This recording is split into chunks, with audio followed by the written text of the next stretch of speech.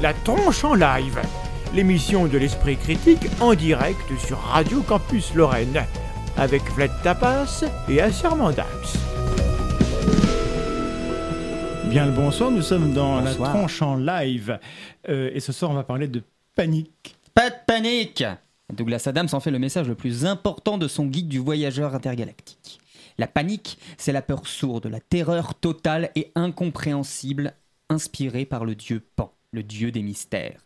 La panique est contagieuse, la panique est galopante, et la panique éteint complètement notre esprit critique.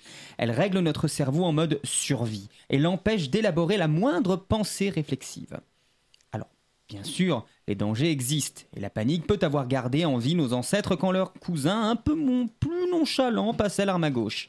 Mais une réaction intuitive de cette sorte, si elle fut peut-être adaptée au mode de vie tribal qui a perduré pendant quelques centaines de siècles, n'est pas très efficace dans le monde moderne où des situations complexes réclament de notre part des réponses au moins un peu structurées. La panique morale est une réaction de ce genre que l'humain manifeste face à des pratiques, à des comportements déviants qui le mettent mal à l'aise et qui remettent en cause l'ordre des choses, sa jolie et délicate vision du monde.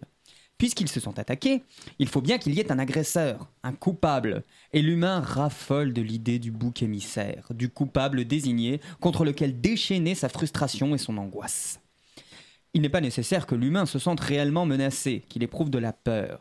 Il suffit qu'il soit offensé, outragé, dégoûté par quelque chose.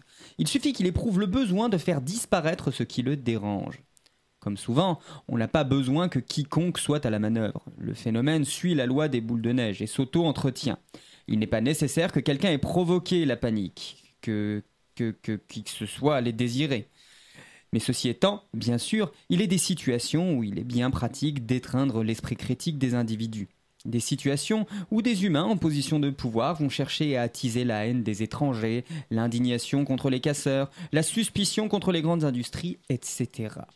Pour que l'attention des gens soit obnubilée loin des affaires qu'on souhaite garder discrètes.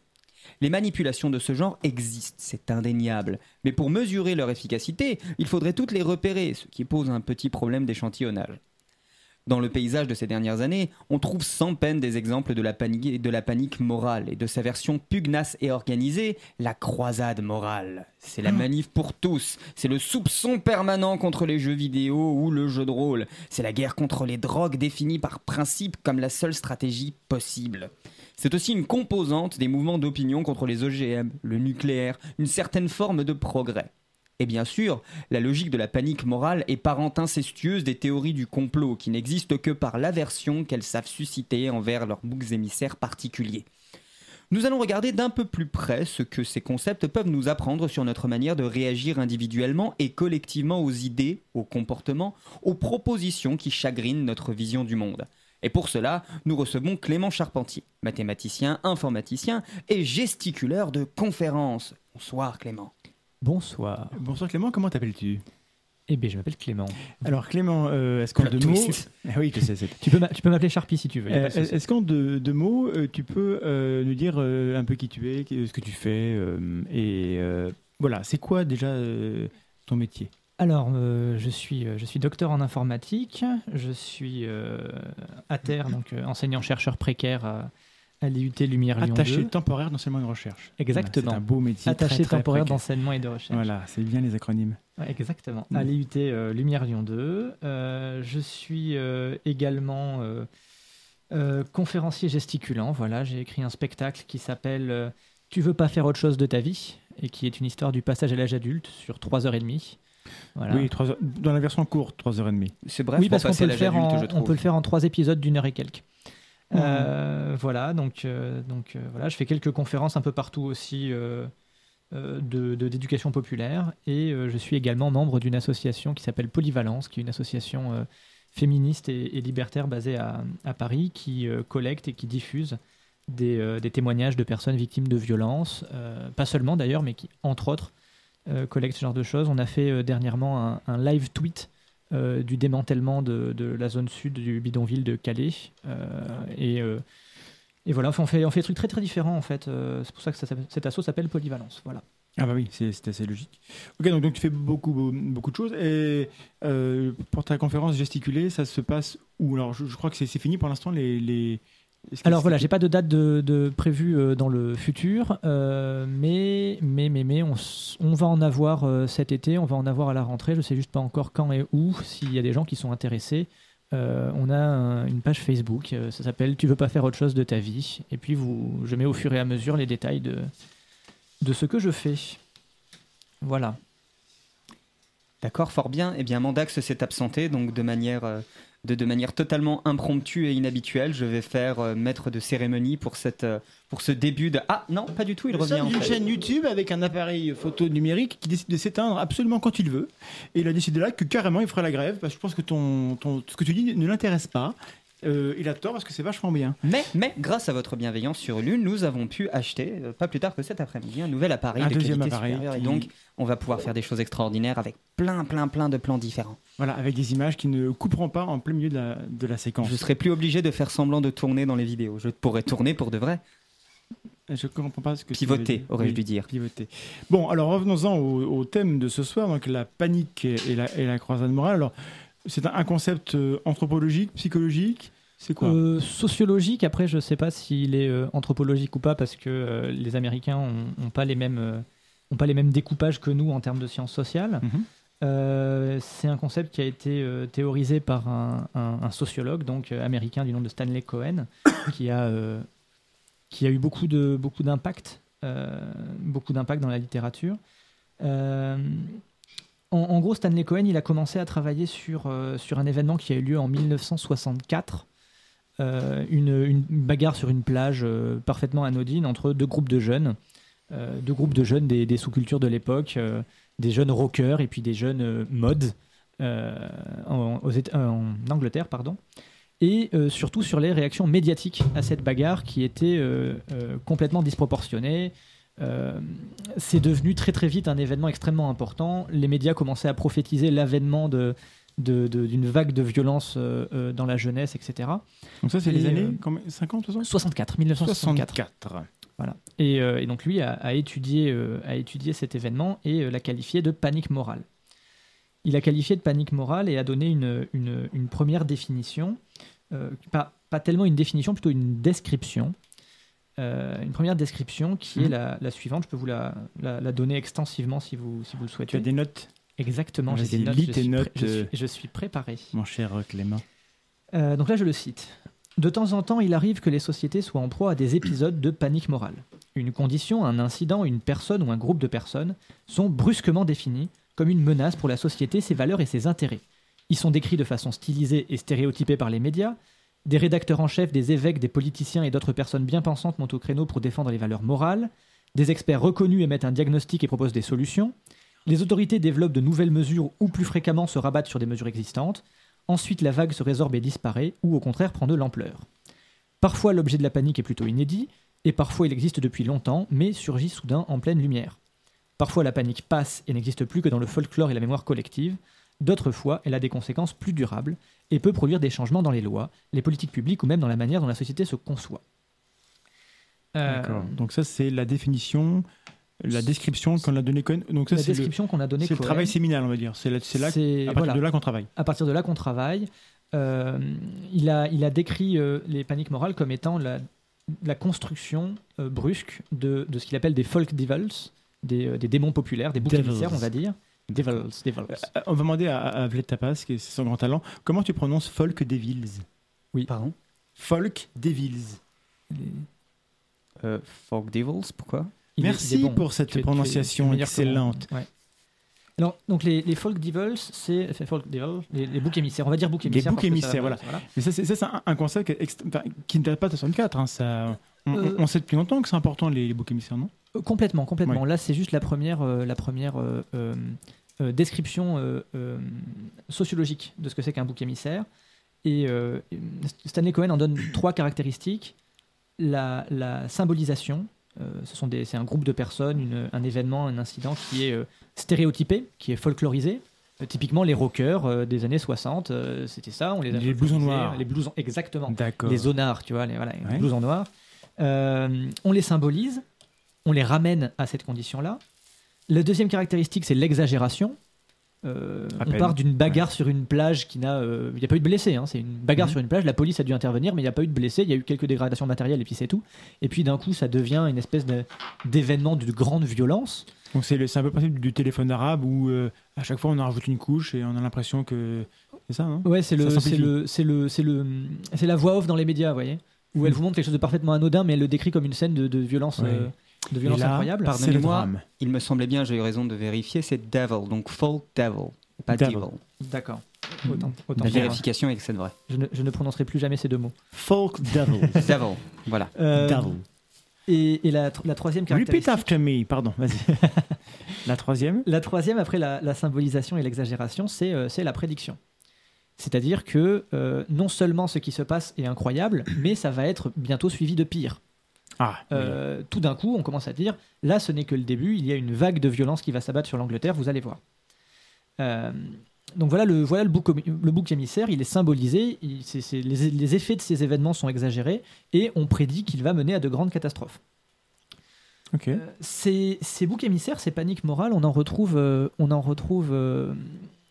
peu partout. Alors je prends un exemple très récent, très différent aussi, ce qui s'est passé dernièrement avec la réforme de l'orthographe. Il y a eu une réforme de l'orthographe. Ça paraît totalement décalé, donc pourquoi Oui. ça serait une panique morale? Eh bien, pourquoi ce serait une panique morale? Tout d'un coup, parce que, alors un événement complètement anodin, à savoir que l'éducation nationale a décidé d'appliquer une vieille réforme de l'orthographe des années 50. Non, c'est les années 90, là, je crois. 90, Oui, il faut une oui. vieille réforme de l'orthographe, quoi. Oui, vieux, tout le monde n'est pas vieux, tu sais. Arrête. Non, c'est vieux en termes de réforme. C'est vieux en termes de D'accord, réforme. bon, soit. Et parce que l'éducation nationale a décidé de l'appliquer, tout d'un coup, là, il y a eu tout plein de gens qui se sont énervés, qui sont montés au créneau et qui sont venus expliquer que c'était la ruine de l'école publique, que les enfants allaient être bêtes parce qu'ils n'écriraient plus nénuphar avec un PH, mais nénuphar avec un F. Oui.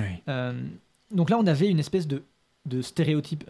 Cette réforme était stéréotypée. On la décrivait comme une défaite de l'intelligence, sans trop exactement savoir pourquoi. Cette réforme était meilleure qu'une autre ou quoi que ce soit. Personne m'a jamais justifié pourquoi. Est-ce que apprendre nénuphar avec un F, ça rendait plus bête que apprendre nénuphar avec un Bon, PH? là, tu caricatures à dessein, mais il y avait d'autres arguments sur le fait que, par exemple, l'accent circonflexe et la marque, donc pour comprendre l'origine d'un mot, c'est mieux d'apprendre avec l'accent. Alors je ne dis pas que c'est valide, mais c'est un argument qui m'a l'air un peu plus intéressant que nénuphar. C'est un argument qui se réfléchit, avec F est plus justifié d'un point de vue étymologique. C'est un argument qui se réfléchit, le fait de dire que peut-être ça rend plus intelligent d'apprendre à mettre des circonflexes à tel ou tel endroit plutôt qu'à tel autre. Mais non, c'est pas ce que je dis. Hein. Je dis juste que certains accents permettent de comprendre mieux l'histoire des mots. C'est pas que ça rend plus intelligent. Ça, si quelqu'un dit ça, forcément, c'est un glissement, comme tu dis. Bien sûr. Mais moi, je suis d'accord, hein, dire c'est dommage que cet accent disparaisse parce qu'on comprenait l'histoire des mots, ça c'est une chose. Mais le bouleversement d'émotions qu'il y a eu était un peu disproportionné. Était complètement disproportionné par rapport à l'événement. Et puis la prédiction, à savoir que la prochaine génération serait forcément plus stupide que la nôtre. Oui, parce qu'ils vont tous écrire en SMS, il y aura plus de règles et tout va à volo, madame. Exactement. En plus, il n'y a plus de saison. Alors. Exactement. Et là, on touche à quelques caractéristiques de la panique morale. La première, c'est l'inscription dans des narratifs préétablis. C'est-à-dire que le fait de dire les jeunes sont de moins en moins intelligents parce qu'à l'école marche de moins en moins bien et les jeunes sont de plus en plus bêtes. Et ils sont de moins en moins instruits parce qu'ils écrivent en SMS. Ça datait de bien avant. C'est bien connu. C'est bien connu, c'est un refrain qu'on entend régulièrement. Ça fait, je pense, je sais pas depuis combien de temps. En fait, il y a une citation célèbre, je l'ai pas en tête, mais de Platon, c'est ça. Hein. Socrate, c'est pareil, c'est la même époque, mais voilà, où déjà il dit que les jeunes de maintenant sont des feignants, des imbéciles qui s'intéressent à rien, qui ne respectent pas leurs aînés. Voilà, ça fait 2500 ans que ça dure. C'est ça. Et donc s'inscrit dans ce narratif-là, alors que en réalité, la principale cause de ces bouleversements d'émotions, c'est juste que l'événement est choquant. Moi, je trouve choquant d'écrire nénuphar avec un F. J'ai l'habitude d'écrire avec un PH. Je trouve qu'avec un F, c'est très moche. D'accord. Et donc, je suis choqué. Et j'ai un narratif derrière qui me permet de justifier, de rationaliser ce qui n'est qu'un réflexe conservateur. J'ai derrière je ne vais pas m'énerver en disant c'est honteux cette réforme de l'orthographe, alors que non seulement, indépendamment des mots qui changent par rapport à d'autres, la plupart des gens n'ont pas, et moi en tout cas, je ne sais pas du tout qu'est-ce que ça va impliquer en termes de réelle prise de décision. Je crois que ce sera juste plus considéré comme faux d'écrire nénuphar avec un F dans une école ou au bac ou un truc comme ça. Mais Oui, on n'a aucune espèce d'idée des vraies conséquences que ça peut avoir. exactement. Juste, la conséquence directe, c'est que moi, ça me déplaît profondément, ça Exactement. dérange mes habitudes, et du coup, j'ai pas envie de l'accepter. Voilà. Et donc, tu as dit le mot magique qui est le mot rationalisation. Mesdames et messieurs, nous avons l'épisode, je crois que c'est l'épisode 3 ou 4, 4 de la tranche en biais, où on parle de ce phénomène qui est fascinant et qui explique beaucoup de choses. C'est ça. Et donc là, on est au cœur du truc. Tout ce dont on va parler ce soir, c'est en lien avec comment on rationalise des choses qu'on pense. C'est ça. J'ai une émotion négative vis-à-vis de cette réforme de l'orthographe parce qu'elle dérange mes habitudes. Heureusement, j'ai un narratif ancien qui me permet d'expliquer ce réflexe conservateur d'une manière plus légitime. Voilà, je vais pas aller hurler ça me fait chier d'écrire des nénuphars avec un F parce que c'est moche. Je vais aller dire oh là là, c'est la fin de l'éducation nationale. Et du coup, on peut voir cette espèce de surgissement d'émotions sur cette réforme. Alors après, les paniques morales ont été caractérisées de manière un peu plus précise par Eric Good et par Nachman Ben Yehuda, que je ne suis vraiment pas sûr de prononcer bien non plus du coup. Mais tu as des notes totalement J'ai 2 pages exhaustives et c'est magnifique. Exactement. Pour voir qu'est-ce qui est ou pas une panique morale, et alors eux, ils définissent 5 critères, et donc ce qui sont la disproportion, le consensus, l'hostilité, la préoccupation et la volatilité. Alors on va les regarder en détail. Oui, alors qu'est-ce que ça veut dire? Alors pour les regarder en détail, je vais prendre une petite anecdote, parce que je sais que c'est quand t'as raté ton bus. les gens... Non, c'est pas quand j'ai raté mon bus. Ça, je on va pas la raconter, je celle-là. la raconterai pas. Non, bon. Mais je suis arrivé à l'heure quand même, c'est pas ma faute si on a Non, commencé. t'étais là à l'heure, c'est vrai. Voilà. Mais c'est un peu la honte. Alors oui, donc du coup, un les peu la caractéristiques de M. Good et Ben Voilà, Yehuda. je vous raconte une petite anecdote. C'est un petit début avorté de panique morale auquel j'ai pu assister dans un des établissements où j'ai Ok. enseigné. Donc c'est du vécu. Du vécu. D'accord. Du vécu, exactement. Reportage vécu. En exclusivité sur En Radio Campus exclusivité Lorraine. sur Radio Campus Lorraine. Non, c'était juste une réunion. Un enseignant avait convoqué une réunion de l'équipe pédagogique. Ça a été la seule réunion de l'année de l'équipe pédagogique pour discuter d'un problème grave. Dans la classe, il y avait une étudiante qui portait un voile islamique. Voilà. Voilà, donc on est en université, l'étudiante est majeure, tout le monde est majeur, il n'y a absolument aucune loi, aucune règle, aucun quoi que ce soit qui interdise de porter un voile islamique, mais il y a des professeurs qui se sentaient gênés, qui se sentaient choqués par le port de ce voile et qui se sont dit il faut absolument qu'on fasse quelque chose. La réunion, on est venu, et puis les professeurs, ceux qui avaient convoqué la réunion, ont commencé à proposer différentes actions, comme par exemple, est-ce qu'on ne pourrait pas par exemple envoyer un mail à tous les étudiants pour les mettre en garde? Un mail aux étudiants pour les mettre en garde contre le voile qui risque de les... Je sais pas, je crois que c'était pas plus réfléchi que ça. C'était faudrait envoyer il faut réagir. Voilà. Dans les critères de Good et Ben Yehuda, on a la disproportion, que là on retrouve, à savoir une réunion extraordinaire du conseil pédagogique pour essayer de prendre des mesures, etc., contre quelque chose qui est parfaitement banal. J'irai pas jusqu'à dire que c'est forcément parfaitement banal d'avoir un voile islamique dans une classe. J'irai pas jusque-là. Qui en tout cas ne nécessite pas une intervention Je me immédiate. permets de remarquer que c'est pas forcément banal. D'accord, pas forcément banal, je suis peut-être normatif. Donc une réaction qui semble disproportionnée par rapport à la situation.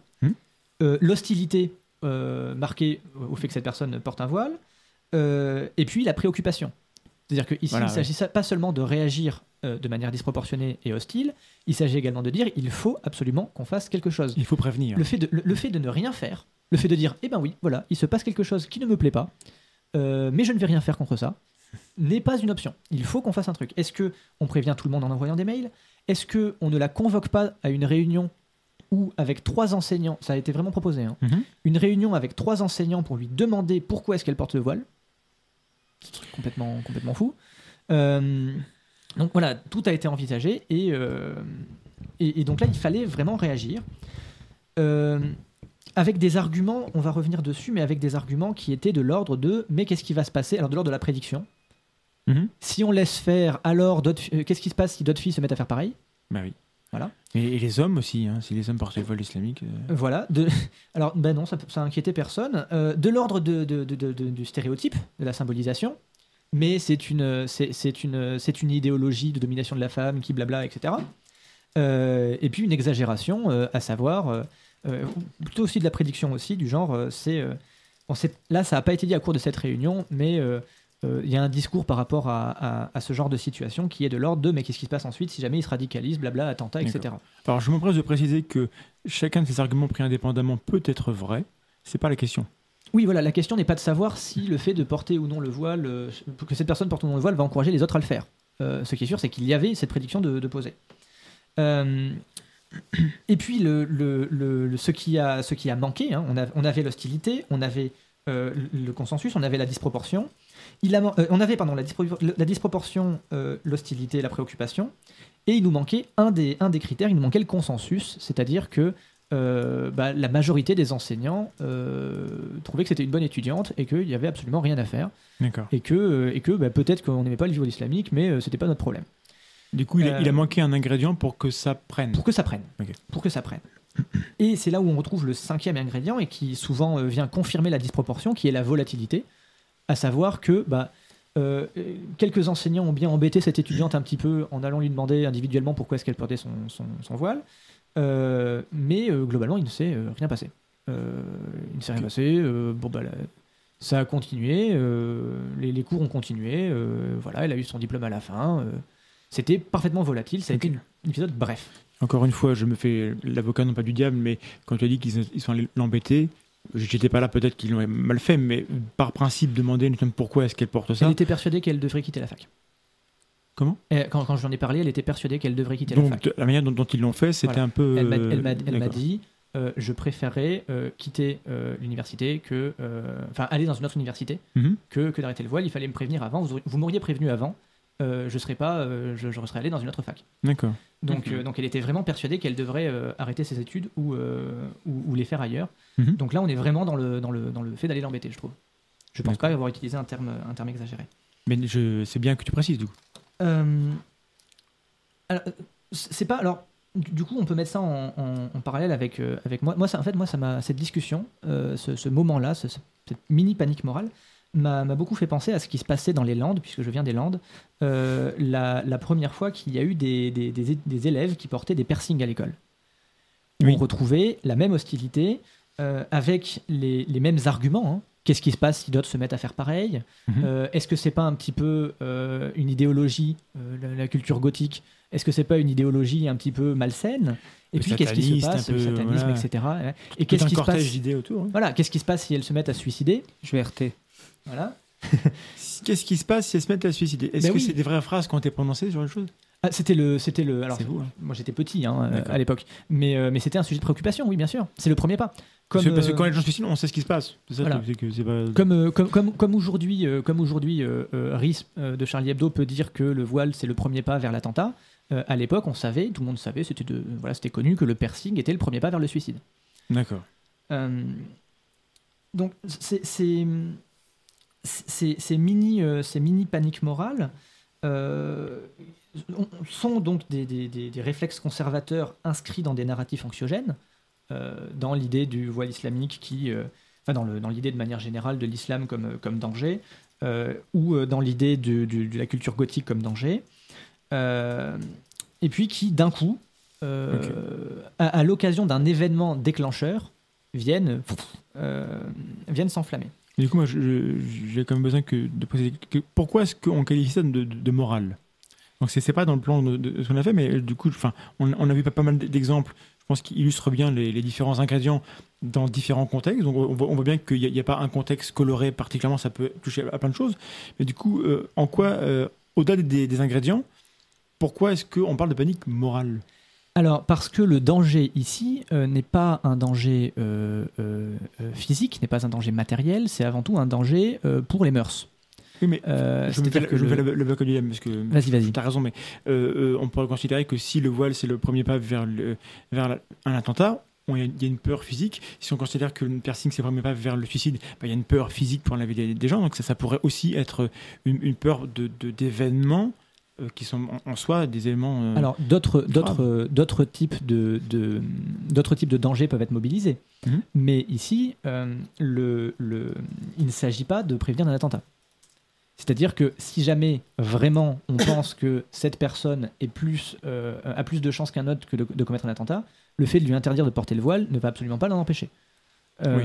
On n'est pas dans une réaction rationnelle de se dire « Oula, il y a un danger d'attentat, il faut réagir ». On est dans Je une te retire réaction- ton voile, tu n'as plus l'immunité, tu ne peux plus commettre un attentat.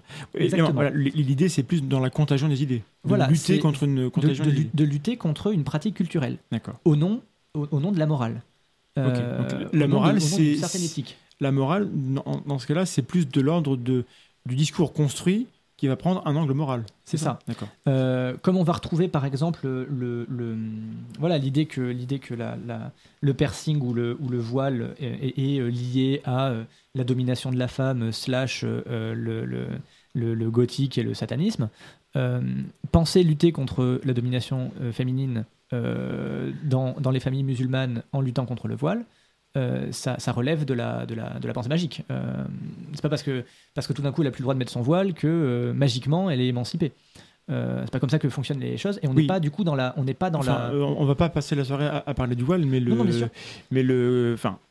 En même temps, il faut lutter contre la radicalisation, peut-être. Et s'il faut le faire, il faut bien passer par des marqueurs. Et c'est bien sûr, Je suis pas certain que ces personnes prétendent que ça sera en une génération, mais je suis pas voilà. certain non plus que ce soit.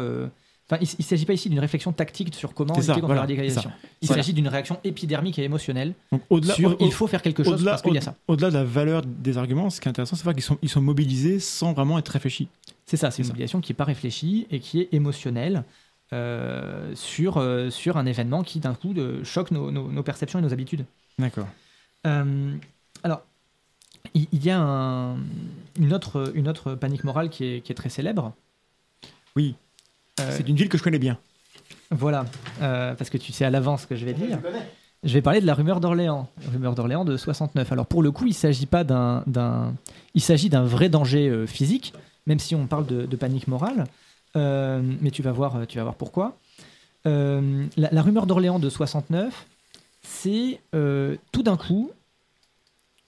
Oui, alors en revanche, il faut me dire quand on arrive. Non, mais à la fin vas-y, de la demi-heure, hein. on prépare Ne t'inquiète à côté, on papote un peu parce qu'il faut qu'on prépare la suite, mais je t'écoute de mes deux oreilles. D'accord.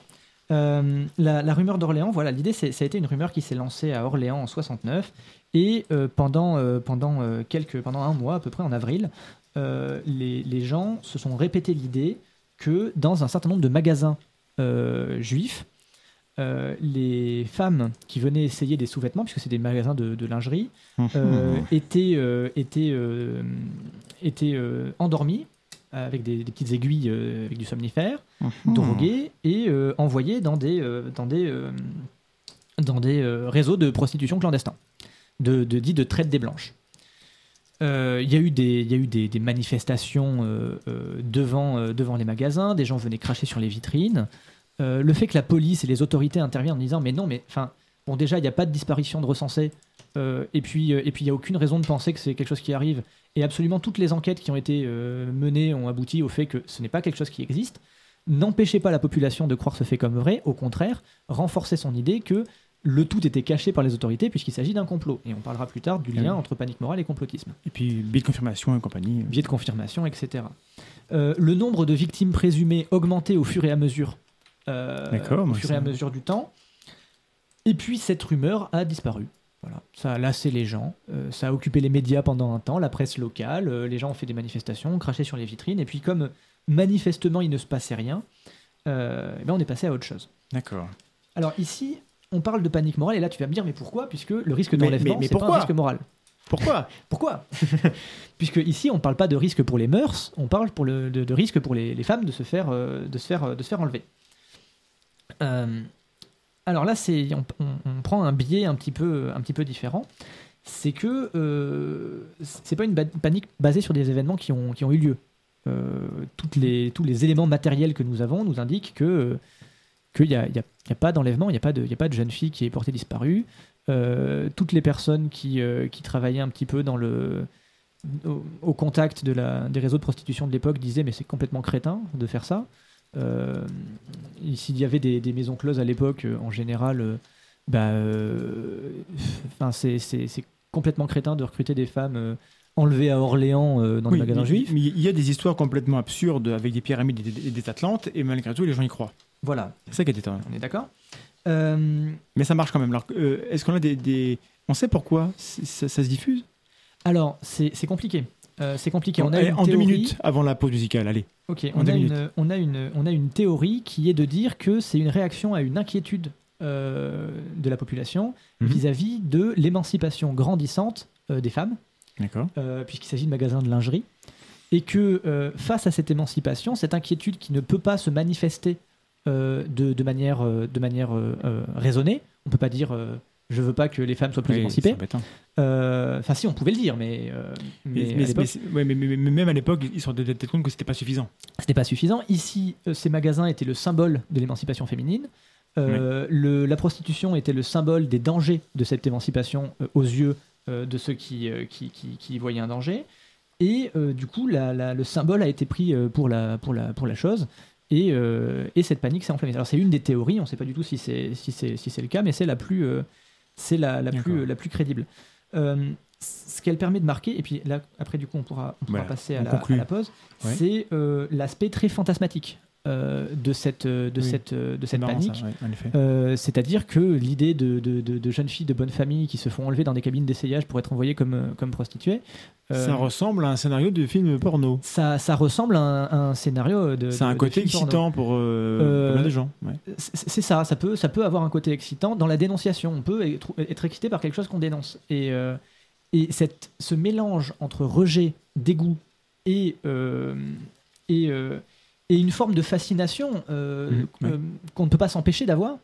C'est peut-être qui fait que si on en parle, c'est parce qu'on est fasciné. C'est ça qui fait qu'on en parle, on est d'accord. Ouais. C'est ce qui fait qu'on en parle. Et du coup, on y retrouve, et on en reparlera, je pense, dans la deuxième partie, avec tout ce qui est théorie du genre, avec les réactions que ça a engendré. Oui. Et j'en dis aussi deux mots, ça rappelle beaucoup ce qui s'est passé avec la chasse aux sorcières au début de la Renaissance, où on avait des récits de sabbat avec des scènes d'orgie, où dans le marteau des sorcières, on a quand même quelqu'un qui dénonce, il dit que les sorcières existent, que le sabbat existe pour de vrai et que les sorcières s'accouplent avec le démon pour de vrai, avec des foult détails sur la manière dont cet accouplement se fait, comme si le mec écrivait à une main, vous voyez ce que je veux dire.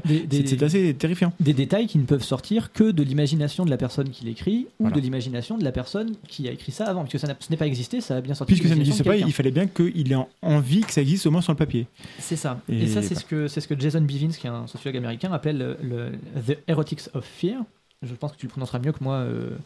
Je ne vais pas m'y risquer. The Erotics D'accord. of Fear. Voilà, l'érotique de la peur, D'accord. le fait de condamner quelque chose et puis en même temps de le condamner avec une forme de fascination en tirant un certain plaisir Ouais. et ne pas pouvoir s'empêcher. Évidemment, de- comme c'est de- coupable, on peut pas l'admettre.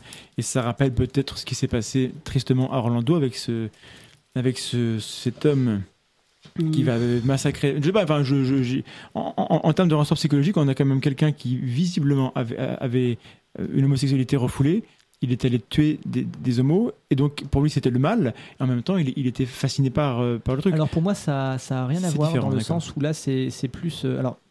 En supposant que Oui. que c'est Par rapport que à c'est ce qu'on vrai, sait à quoi l'heure que ce actuelle. soit, et par rapport à ce que je peux en dire moi, qui ne connais pas du tout la situation. Mhm.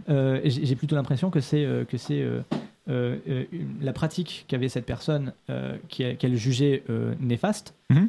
et du coup elle condamne sa propre pratique. Comment dire ? Elle condamne sa pratique et ça pousse à l'autodétestation et Oui. à la détestation du coup à la détestation de la source de tentation, on va dire. Ça c'est quelque chose qui peut s'observer. Oui, mais à ça, c'est différents quelque endroits. chose qui est relativement connu, c'est que les personnes les plus homophobes, dans les études, on a montré qu'elles avaient un degré de sensibilité à l'homoérotisme plus élevé que les autres. Comme si l'homophobie affichée était sinon un marqueur, un indice d'une homosexualité refoulée. Alors je sais que ça c'est un trope récurrent. Ouais. Je ne sais pas du tout si c'est. Il y a des études qui montrent que ça. Voilà, je Après, ne connais pas. quelle est la robustesse des résultats, je ne saurais même le dire, mais c'est cohérent. Je ne sais pas, mais je sais que c'est un cliché cohérent et je ne sais pas du tout si c'est lié à ce qui s'est passé à Orlando. En Non, revanche, je pense que bon. c'est peut-être un petit peu. Non, mais là, C'est un petit peu sauter rapidement aux Je conclusions. voulais faire un lien, mais sans le préparer, du coup, je me suis un peu gaufré. Je sais pas Sur si le- c'est un très bon lien. Non, sur le lien, oui, entre la fascination et le rejet en même temps. C'est-à-dire Oui, qu'on- voilà, c'est que on peut rejeter fortement quelque chose et en même temps être totalement obnubilé Voilà. par la chose. s'il y a un lien à faire, c'est ça, c'est que le fait que l'attirance et le rejet ne sont pas incompatibles. C'est ça. Ne sont pas des sentiments incompatibles. Et donc, on va passer à la première pause musicale, alors qui n'est pas liée forcément à la panique morale, mais qui est liée un tout petit peu Justement, à Orlando, c'est pour ça que j'en ai parlé. C'est que, justement, il faut qu'on introduise avant de lancer.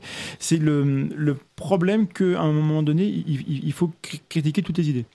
Tout est critiquable.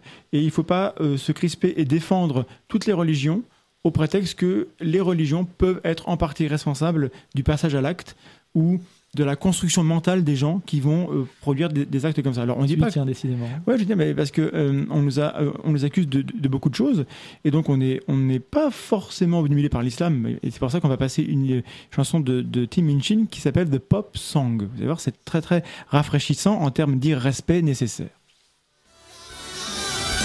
What's that about? C'était Tim Minchin C'était lui. avec The Pop Song, qui est une chanson très respectueuse de tout le monde. Et donc, retour sur le plateau, pour parler donc de la croisade morale, cette fois. Oui, et puis alors, ça va être vraiment très très simple de parler de certains mouvements catholiques après ce que tu viens de faire. Merci. Mais je n'ai rien fait. Je trouve que c'est extrêmement important qu'on ait la liberté de dire ça. Et je trouve important que les gens puissent s'en choquer et dire que c'est pas bien. Et ils ont raison de le dire s'ils le pensent. Et c'est tout ce qu'on veut que les gens puissent faire, qu'ils puissent dire ce qu'ils pensent. Évidemment, si tu me dis un truc comme ça, je peux pas contredire. Voilà, t'es niqué. Alors, donc la croisade morale comme une lutte. C'est le titre de la partie numéro 2. Voilà. Les croisades morales. Alors, c'est deux objets différents, hein, croisade et panique morale, même si pour Stanley Cohen, au début, les croisades morales, c'était des paniques morales qui s'étalaient dans le temps. Voilà. D'accord. La panique, c'est une sorte de bouffée, ça prend comme ça, C'est ça. ça s'embrase, et la croisade, c'est lorsque ça dure. Voilà. A priori, au départ. A priori, au départ, c'est l'idée.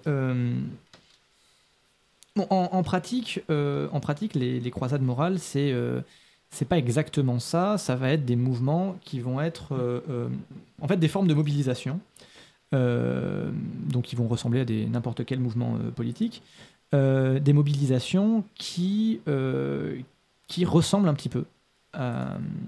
Qui ressemblent un petit peu à des croisades morales, je sais pas comment dire ça. J'ai une définition, hein, mais je la garde pour la fin. Ah bon.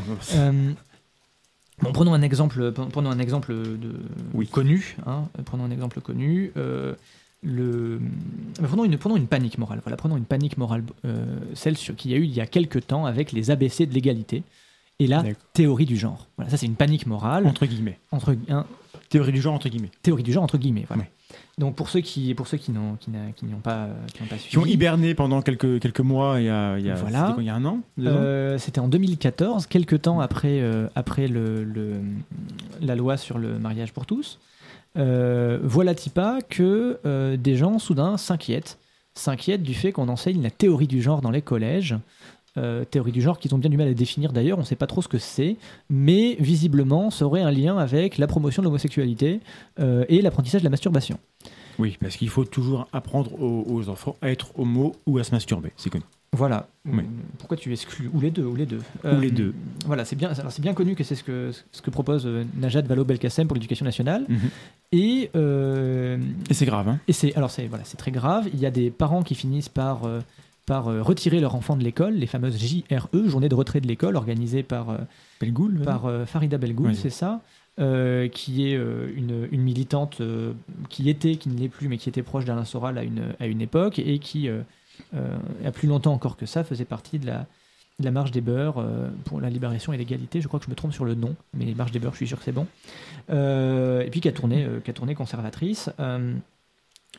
Et donc, elle a été condamnée il n'y a pas très longtemps pour diffamation, puisqu'elle avait relayé une rumeur, un témoignage d'une mère très inquiète, parce que ses enfants, paraît-il, auraient été déshabillés en classe par une enseignante, des enfants de maternelle, déshabillés en classe par une enseignante, un petit garçon et une petite fille, pour qui se touchent les parties génitales en public.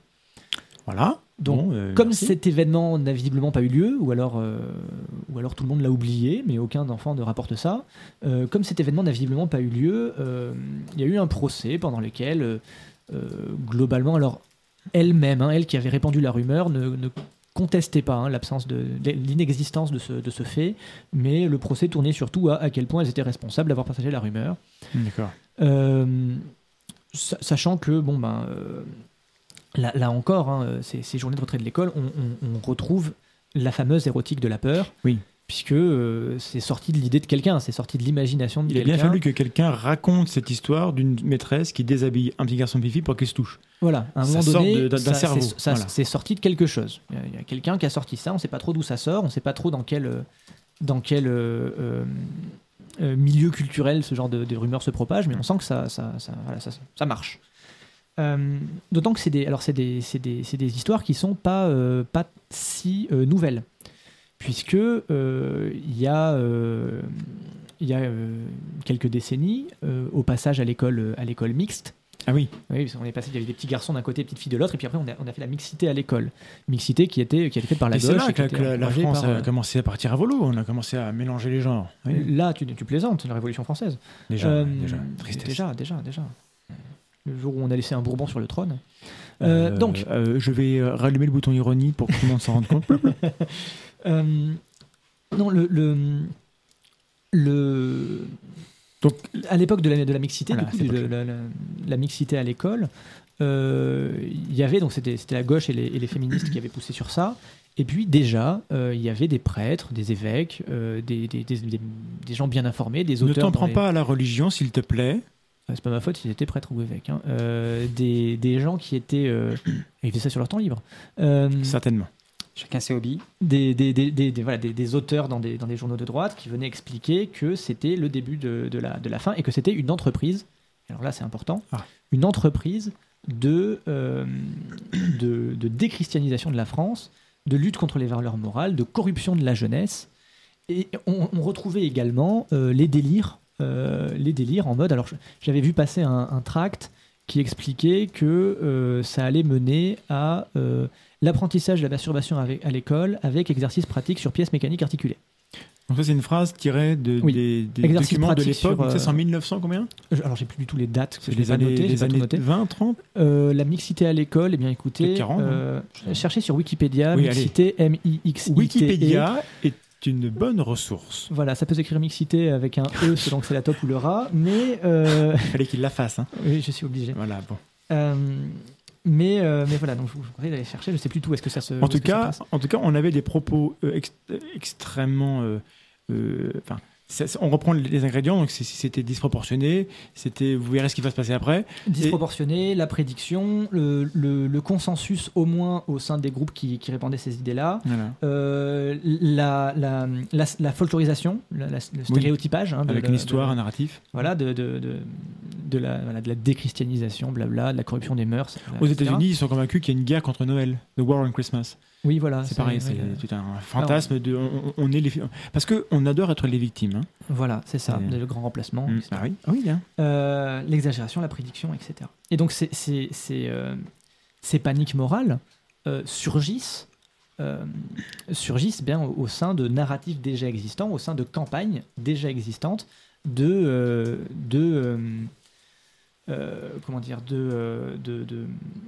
campagnes politiques, de mise en garde. C'est-à-dire qu'on a déjà dans le fond culturel ou dans le zeitgeist déjà cette idée que, en tout cas dans la tête de ces gens-là, qu'il y a une guerre contre leur forme de culture. En particulier là, c'est les chrétiens, ça pourrait être d'autres. Hein. Oui, et donc ils se sentent attaqués de manière générale, diffuse. Et là, ils ont un élément sur lequel ils peuvent cristalliser le fait qu'ils se sentent attaqués à travers cet élément-là en particulier. Exactement. Ça. Exactement. Ce qui me permet de faire une petite digression. Je tiens à dire qu'il n'y a aucun lien entre le fait de souscrire à des paniques ou à des croisades morales et l'intelligence ou le niveau d'éducation ou même le niveau de pensée critique. Oui, on peut être. Mais par exemple, la réforme de l'orthographe. Oui. Les gens qui se sont le plus outrés étaient ceux qui avaient le plus enfin, en tout cas, je ne peux dire ça que dans mon entourage, mais les gens qui ont le plus manifesté leur énervement étaient ceux qui étaient le plus fiers de leur éducation, du fait de bien écrire, du fait de ne pas faire de faute d'orthographe. Ouais. Mais je me permets de faire une distinction entre ça, le niveau d'intelligence d'une part, le niveau d'érudition. Et la capacité à se remettre en question et avoir un esprit critique, c'est quand même très très séparé. Disons, je vais dire le niveau de formation scientifique. Oui, voilà, mais c'est vrai que on le dit souvent, mais il faut répéter. C'est pas une marque d'imbécilité d'adhérer à une idée même folle. Non, absolument pas. Ça n'a rien à voir avec l'imbécilité. Ça a à voir avec d'autres choses. Mais on en parlera peut-être à la troisième partie.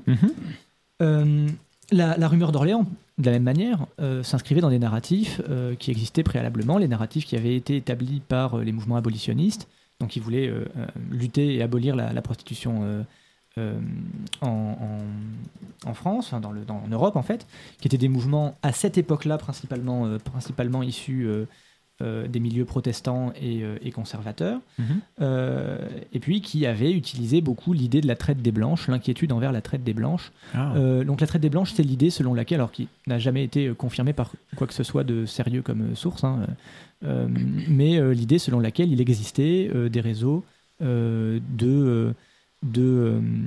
d'esclavagisme massif de jeunes femmes d'Europe de l'Ouest. Alors on parle pas ici des réseaux d'Europe de l'Est, qui pour le coup existent.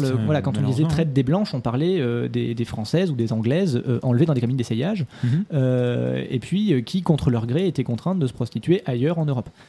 Évidemment par des personnes non blanches, évidemment par des Arabes, par des Chinois, par des Juifs, par tout ce qu'on veut. On retrouve ça avec le fantasme de la pédophilie, alors, qui est un fléau qui existe pas de vrai, mais avec ce fantasme de réseau chez les personnes puissantes qui seraient protégées par le pouvoir. Et ça ressemble un peu à cette idée-là. Alors moi, je ne connais pas les faits dans le détail, mais ça ressemble.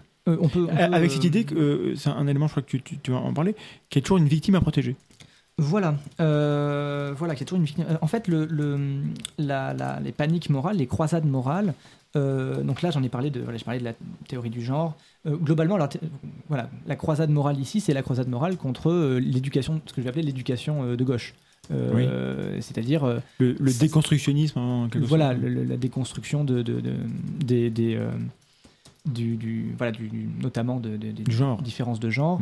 Des modèles tels que des modèles patriarcaux. L'homme fait ceci, la femme fait cela, et puis ensemble il faut qu'ils fassent une famille parce que c'est comme ça, etc. Voilà. Et ces luttes-là qui sont des croisades de long terme sont souvent effectivement, mais même dans les paniques d'ailleurs, mettent souvent font souvent appel à une mise en scène, d'une héroïcisation. On met en scène un héros. Alors pour mettre en scène le héros, il faut qu'il y ait un méchant, il faut qu'il y ait une victime. Ah voilà. Donc le méchant, c'est le folk devil. Le méchant, c'est le folk devil, et la victime, c'est la personne qui est à sa merci. Serial killer. Donc le méchant, ça va être la vilaine gauche qui corrompt la jeunesse en réformant l'orthographe et en enseignant la théorie du genre. Ah, la salope, pardon. Oui, c'est pas très gentil. Le crochet du gauche. C'est quoi ce slut-shaming de la gauche, là ?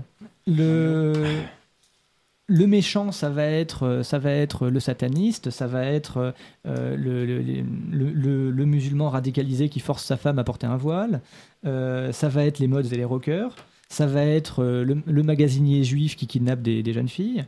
Et puis la victime, alors la victime, c'est forcément quelqu'un qu'il va falloir aller sauver. Ça peut être les jeunes filles qui sont kidnappées. Alors c'est souvent soit des gens qui n'existent pas, soit des enfants. Qui n'existent pas. Oui.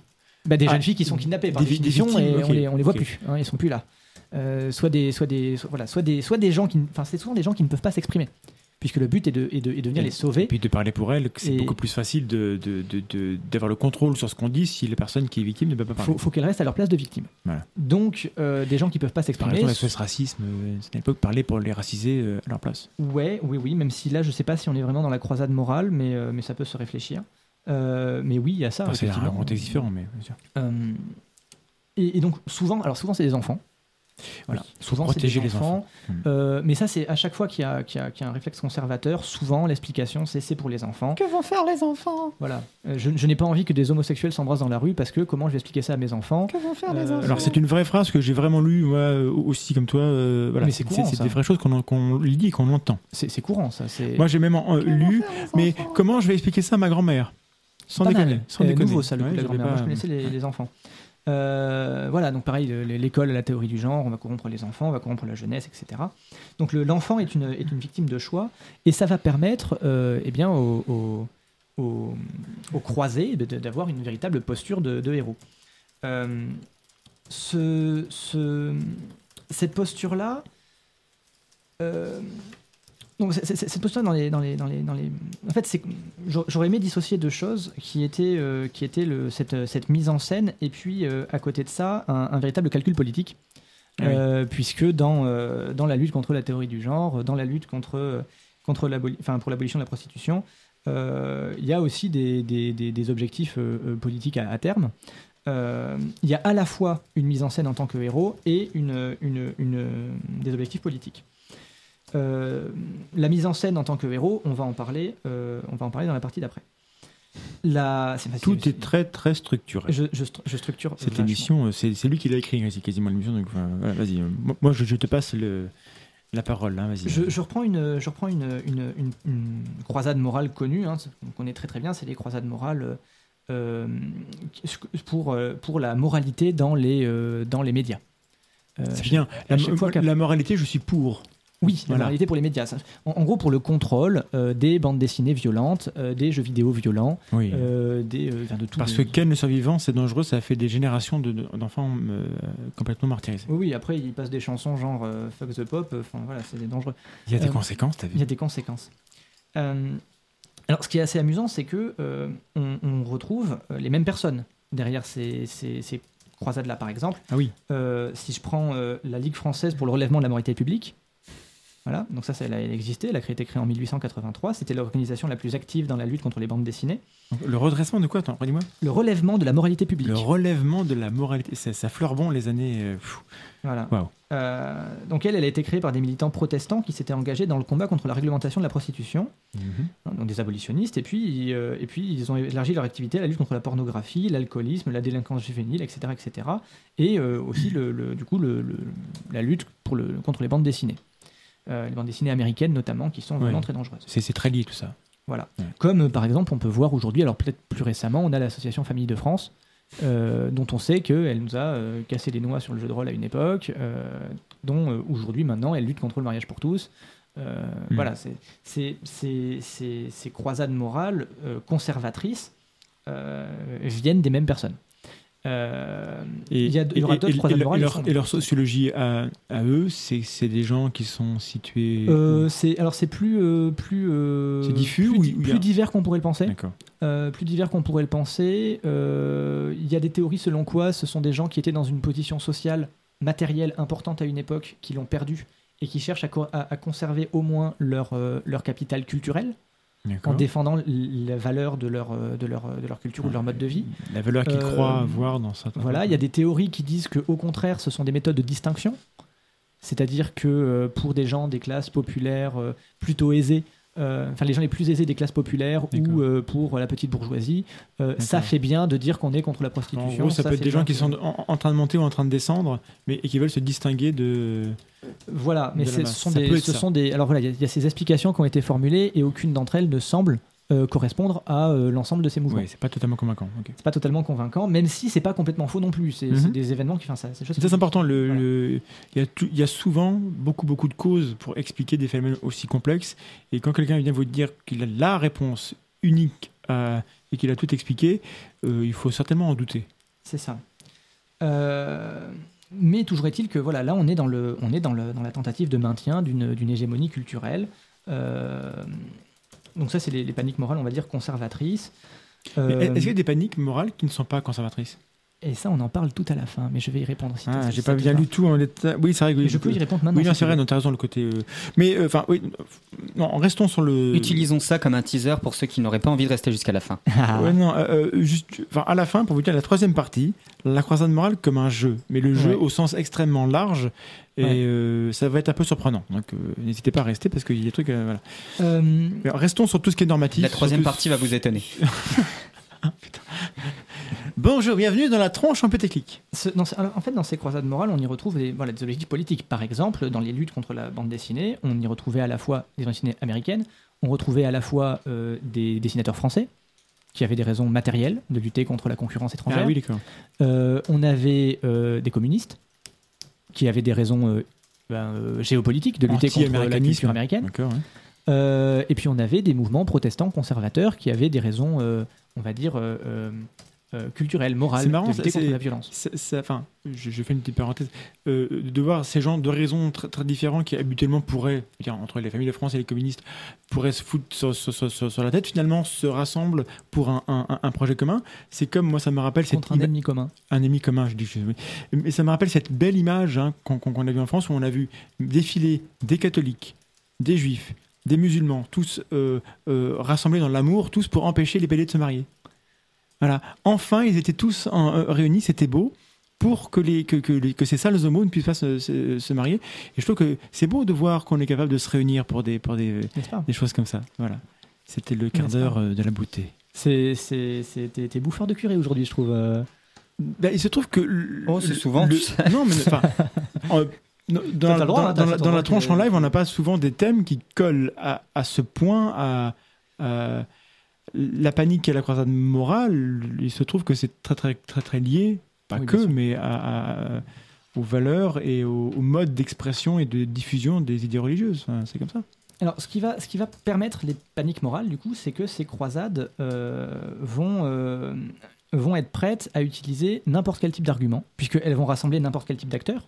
L'abolitionnisme, c'est pareil, c'est-à-dire que quand j'en ai parlé à l'époque de la rumeur d'Orléans, c'était des mouvements abolitionnistes protestants, conservateurs, religieux, mais à l'époque, quand le mouvement abolitionniste s'est créé, c'était à la fois des conservateurs religieux qui voulaient lutter contre la réglementation de la prostitution parce qu'ils trouvaient que la prostitution c'était mal, et puis des féministes progressistes qui voulaient lutter contre la réglementation de la prostitution parce qu'ils trouvaient que la prostitution devrait être déréglementée.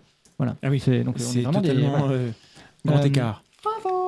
Mais ce mélange d'acteurs différents fait qu'on peut avoir des arguments parfois contradictoires. Le meilleur exemple, c'est contre la violence dans les comics. Si les comics sont bien dessinés, alors la violence, ils sont dangereux puisqu'ils attirent plus les jeunes. Ils sont bien dessinés. Oui. Ils sont particulièrement dangereux. Ils sont bien, de bonne qualité. Sûrement. S'ils sont de mauvaise qualité, alors ils sont dangereux puisqu'ils habituent les enfants à de la mauvaise qualité. Ils dégradent leur culture. C'est très cohérent. Si la violence y est représentée de manière réaliste, alors elle habitue les enfants à la violence, donc ils sont particulièrement dangereux. Mais si la violence y est représentée de manière irréaliste, trop virtuelle, alors elle le permet c'est particulièrement dangereux puisque ça cache, les conséquences graves de la violence.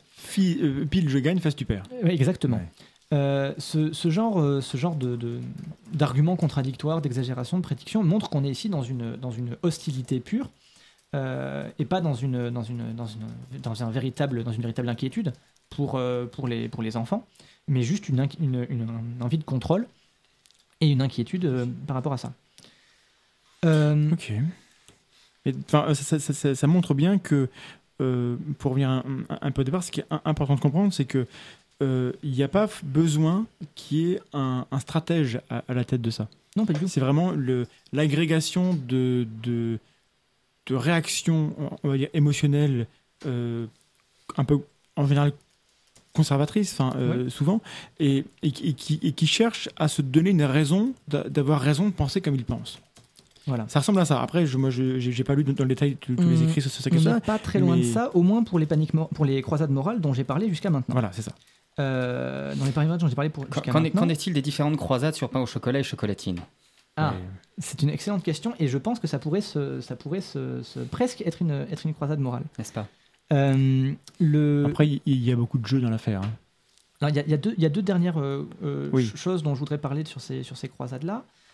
C'est les effets secondaires de ces croisades morales.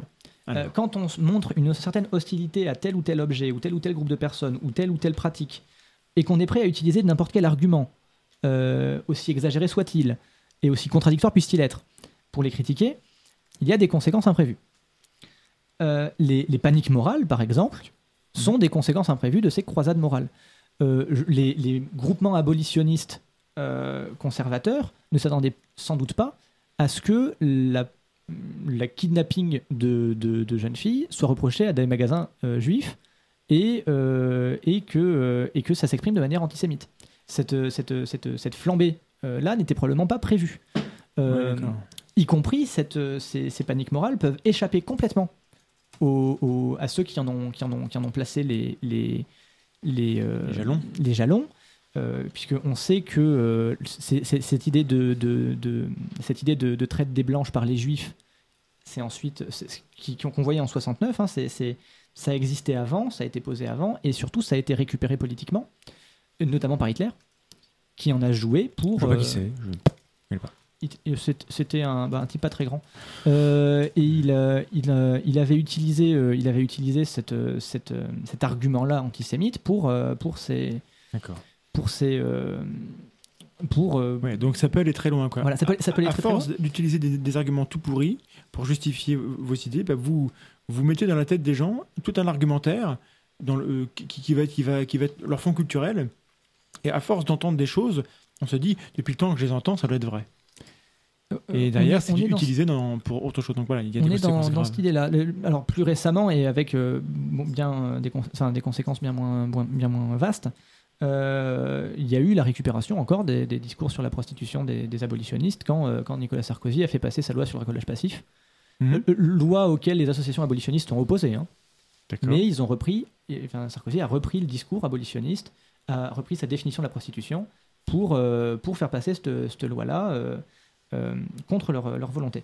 Et du coup, la dernière chose, c'est que ces explications-là, ces prédictions-là, parfois se vérifient. Et là, on est dans le fait qu'elles créent des explications ad hoc ensuite pour des lacunes dans le discours dominant. Mais ça, je l'expliquerai à la troisième partie. Est-ce qu'il n'y a pas aussi une sorte d'effet backdraft, d'effet boomerang, à savoir que lorsqu'on a une panique qui va se créer, la panique, c'est rarement toutes les sociétés en entier qui sont là, ça va être des groupes ou des franges. Et du coup, est-ce que c'est documenté, est-ce que ça ne peut pas provoquer des contre-feux en face, à savoir des gens qui vont avoir tendance à une sorte d'effet Streisand, à force de pointer un problème que personne avait vu forcément, et de l'attaquer, les gens vont le défendre. Alors oui, ça arrive. Hein. On pense à la création de la FFJDR, Fédération Française de Jeux de Rôle, pour défendre le jeu de rôle qui était attaqué à une époque. Mais de manière générale, effectivement, ce genre de discours parfois mène à des réactions inverses. Oui, ça arrive que les gens qui sont visés par ces accusations-là s'organisent entre eux. Mais c'est pas quelque chose de récurrent qui est documenté ou avec des exemples forts. Enfin, celui-ci là, marche j'en ai pas à te donner. D'accord, mais je n'ai pas à te donner. Si, je peux penser au STRAS, syndicat des travailleurs du sexe, qui s'est mobilisé du coup pour lutter contre les mouvements abolitionnistes. D'accord. Mais j'ai pas beaucoup d'autres exemples à te donner. Est-ce que tu penses que le STRAS ne se serait pas créé s'il n'y avait pas eu les abolitionnistes en face? Je ne sais pas, je peux pas trop faire de prédictions politiques comme ça, mais je pense que ça joue un rôle. Quoi. Je pense que ça a joué un rôle. Je pense que le besoin de défendre son point de vue le fait de défendre les intérêts des personnes prostituées vient du fait que ces intérêts sont attaqués. Oui. Donc je pense que ça joue. Ça aurait pu venir aussi. Ça aurait pu venir d'autres choses. On n'a pas avoir un syndicat qui se crée du même bord que ceux qui créent une sorte de panique. C'est-à-dire qu'on crée la panique avec un certain nombre d'idées, et du coup on s'organise et puis on crée des choses. Là, en l'occurrence, ça s'est créé en face, puisque c'est des idées qui sont posées. Ceux qui ont créé la panique, est-ce qu'ils ont... Enfin, c'est tout ce qui est Famille de France, plutôt. Oui. Eux sont déjà organisés, mais sur d'autres dames. Il n'y a pas eu de création spécifique par rapport à ce sujet-là, de leur côté, si. Après, c'est trop pointu comme truc-là. Ça va un peu au-delà de ce que je peux dire, donc je ne sais pas. Mais bon, en tout cas, il y a toute une dynamique. Ce qui est sûr, c'est que ces mises en garde systématiques, parfois, se confirment vraies. Et oui. Par exemple, on met en garde en disant « Attention, les jeux vidéo vont rendre les gens violents », et il y a effectivement des actes de violence. Mais c'est vrai, ça ? Oui, il y a des actes de violence. Il y a des actes de violence, hein ? Oui, il y a des actes de violence. Et donc, on n'hésite pas, après chaque attentat, et je pense que bientôt on l'aura pour Orlando, ça va arriver, à nous expliquer que c'est... bon, évidemment, c'est à cause du voile islamique, quand c'est des musulmans. Ouais. Et puis, c'est à cause des jeux vidéo, c'est à cause de la violence dans les médias, c'est à cause de la violence dans ceci, dans cela. Ouais. Euh, Du coup, je profite d'une petite parenthèse. On a fait partager sur la page de la Tronchambier, et je le retrouverai pour vous le repartager, une conférence TED d'un sociologue ou d'un psychologue, je ne sais plus si c'est quoi sa formation, qui montre avec des graphes magnifiques que le monde est de moins en moins violent. Oui. Mais qu'on a une perception de la violence qui est de plus en plus forte. On a une sensibilité à la violence qui est plus grande qu'avant. Alors, c'est ni un bien ni un mal en soi, c'est peut-être plutôt un bien, mais du coup, ça nous empêche de voir que le monde est moins violent. Enfin, quand je dis ça, c'est qu'il y a en proportion, moins de morts violentes dans des attentats, dans des catastrophes, en proportion, on a moins de risque de mourir d'une mort violente causée par quelqu'un qui nous veut du mal dans le monde entier. Prenons un exemple simple, on met les voleurs en prison, on arrête de leur couper des bras. Déjà, oui. C'est bête, hein, mais oui, le monde est moins violent. Et même du point de vue des voleurs, etc., il y a moins d'agressions violentes de la part de tout le monde. Et et malgré tout, on est plus paniqué par la violence qu'on l'était auparavant. Et c'est très complexe comme truc. Il y a beaucoup de cas, mais du coup, on est même incapable de voir que la violence diminue. Parce que moi le premier, je pense que le monde est violent. Puisque je le vois, puisqu'on me donne à voir un monde qui est violent. Bien sûr. Et donc c'est normal que et la panique et les croisades, c'est ça. C'est des choses. Les gens perçoivent un monde parce que c'est ce qu'on leur donne à voir. C'est ça, alors, j'ai un peu merdé dans la transition, c'est pas tellement lié à ce qu'on disait, mais non, c'est intéressant.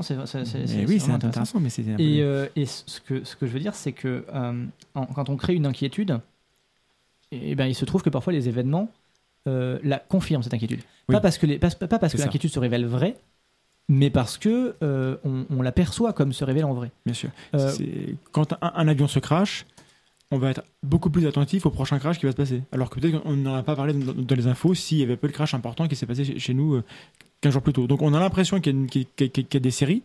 Et donc de dire attention à la sécurité dans les avions va produire plus d'accidents, alors que c'est pas possible. C'est juste qu'on est plus éveillé. Et donc on repère les événements qui coïncident avec ce qu'on attend.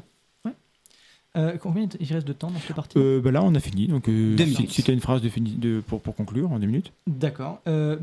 Juste, voilà, on va se poser 2 questions dans la partie suivante. 2 suivante. questions. La première, c'est quelles sont les limites à ce qu'on appelle une croisade morale, puisque là, pour le moment, on a parlé de croisade morale conservatrice, et on sent bien dans notre discours et la manière dont on en parle qu'on n'est pas qu'il s'agit de gens avec qui on ne partage pas forcément des atomes crochus, mais la question c'est est-ce qu'on n'utilise pas ce terme dépréciatif de croisade uniquement avec les combats politiques pour lesquels on n'est pas d'accord. Et puis la deuxième chose, c'est mais pourquoi exactement les gens font ça? Pourquoi est-ce que les gens s'investissent à fond dans ce genre de truc? Et on va parler d'un certain type de croisade particulière qu'on va appeler des croisades morales conspirationnistes, même si elles ont toutes une composante, enfin toutes. Il y a souvent une composante de conspiration dans certaines croisades morales. Oui, parce qu'il faut un méchant.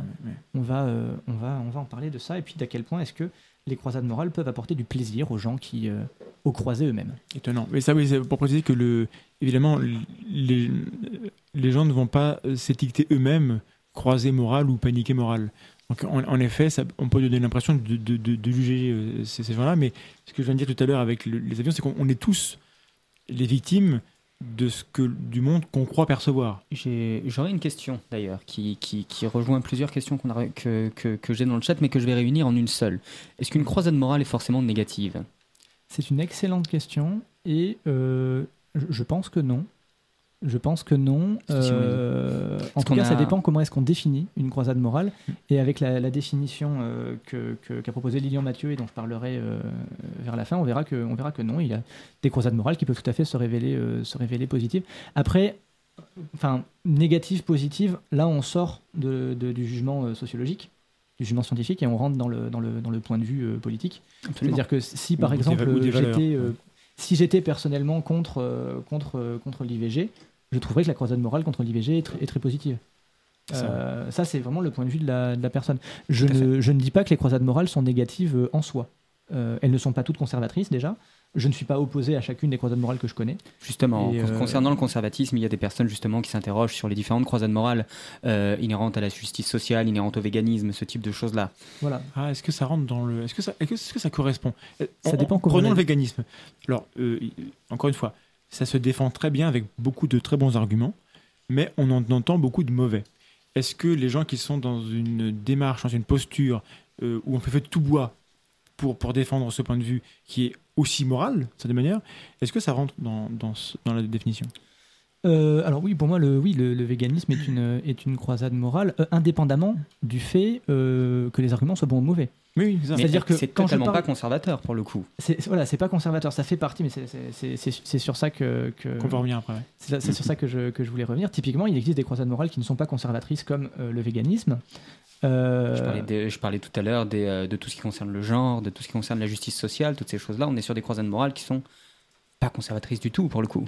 Ouais. On est un peu croisade contre croisade à l'heure actuelle, Oui. sur tout ce qui est genre, altérité, Alors, identité. Là, on court le risque d'appeler croisade absolument tout mouvement de mobilisation. C'est le problème. Exactement. C'est d'où ma question en fait. Voilà, du coup, la question c'est quel mouvement de mobilisation est une croisade morale. Alors, du coup, je propose d'y répondre maintenant, comme ça c'est réglé. Ah non, teaser.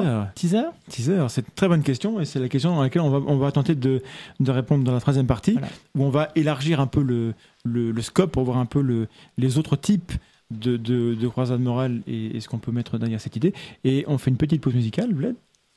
Alors on va faire une petite pause musicale qui est directement reliée au sujet d'aujourd'hui. Pas de qui est, panique. je le rappelle, pas de panique. Et le morceau s'appelle So Long and Thanks for All the Fish. Et nous revoilà après un morceau extrait du film H2G2.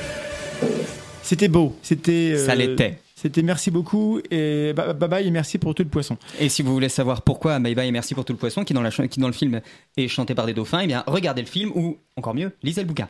Il y a plusieurs bouquins. C'est la seule trilogie en 4 volumes.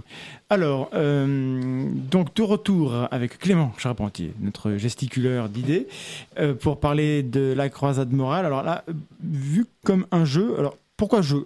Qu'est-ce que tu entends par jeu? Parce que là, c'est un peu perturbant pour moi que tu me dises que ça peut être un jeu. Alors, je vais prendre un petit exemple, une petite histoire. Le mot lavage de cerveau a été inventé dans les années 50. Voilà. Brainwashing en anglais, il a été inventé dans les années 50 par un certain Edward Hunter qui travaillait à la CIA. Tiens donc. Bah oui. Alors, il s'agissait d'expliquer un phénomène extrêmement étonnant. Il s'agissait d'expliquer que des prisonniers de guerre américains qui revenaient du Vietnam étaient après leur passage dans les geôles Viet-Cong, revenaient aux États-Unis Ah oui. en étant de sincères défenseurs du communisme. Ça rappelle la série Homeland. Exactement, Il parle de ça. un petit peu. Donc Avec d'autres défauts, mais bon. Alors, j'ai pas vu cette série du tout, mais c'est ça. Voilà. Prisonniers de guerre, ils reviennent et hop, ils sont communistes. Question, comment cela se fait-il? des communistes. Voilà, Et paf. et paf, ça fait des communistes. Comment cela se fait-il que des prisonniers de guerre américains, des boys, des Yankees, reviennent contaminés par les idées de l'adversaire?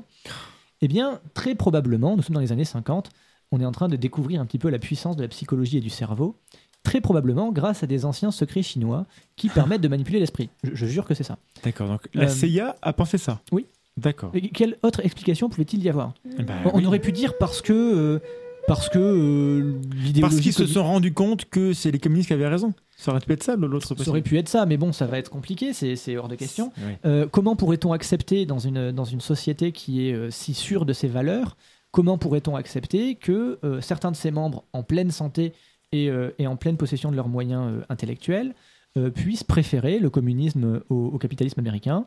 Il fallait qu'il y ait de la magie noire dessous, quoi. Voilà, cette idée de lavage de cerveau s'est ensuite répandue avec ce qu'on a appelé le cult scare, la peur des cultes, qui a eu lieu au début des années 70, et où on a commencé à s'inquiéter du fait qu'il y ait des jeunes Américains qui s'intéressaient à des religions que l'Amérique découvrait, comme les religions orientales.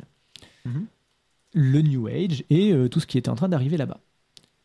Comment se fait-il que des jeunes Américains soient intéressés par ces religions-là?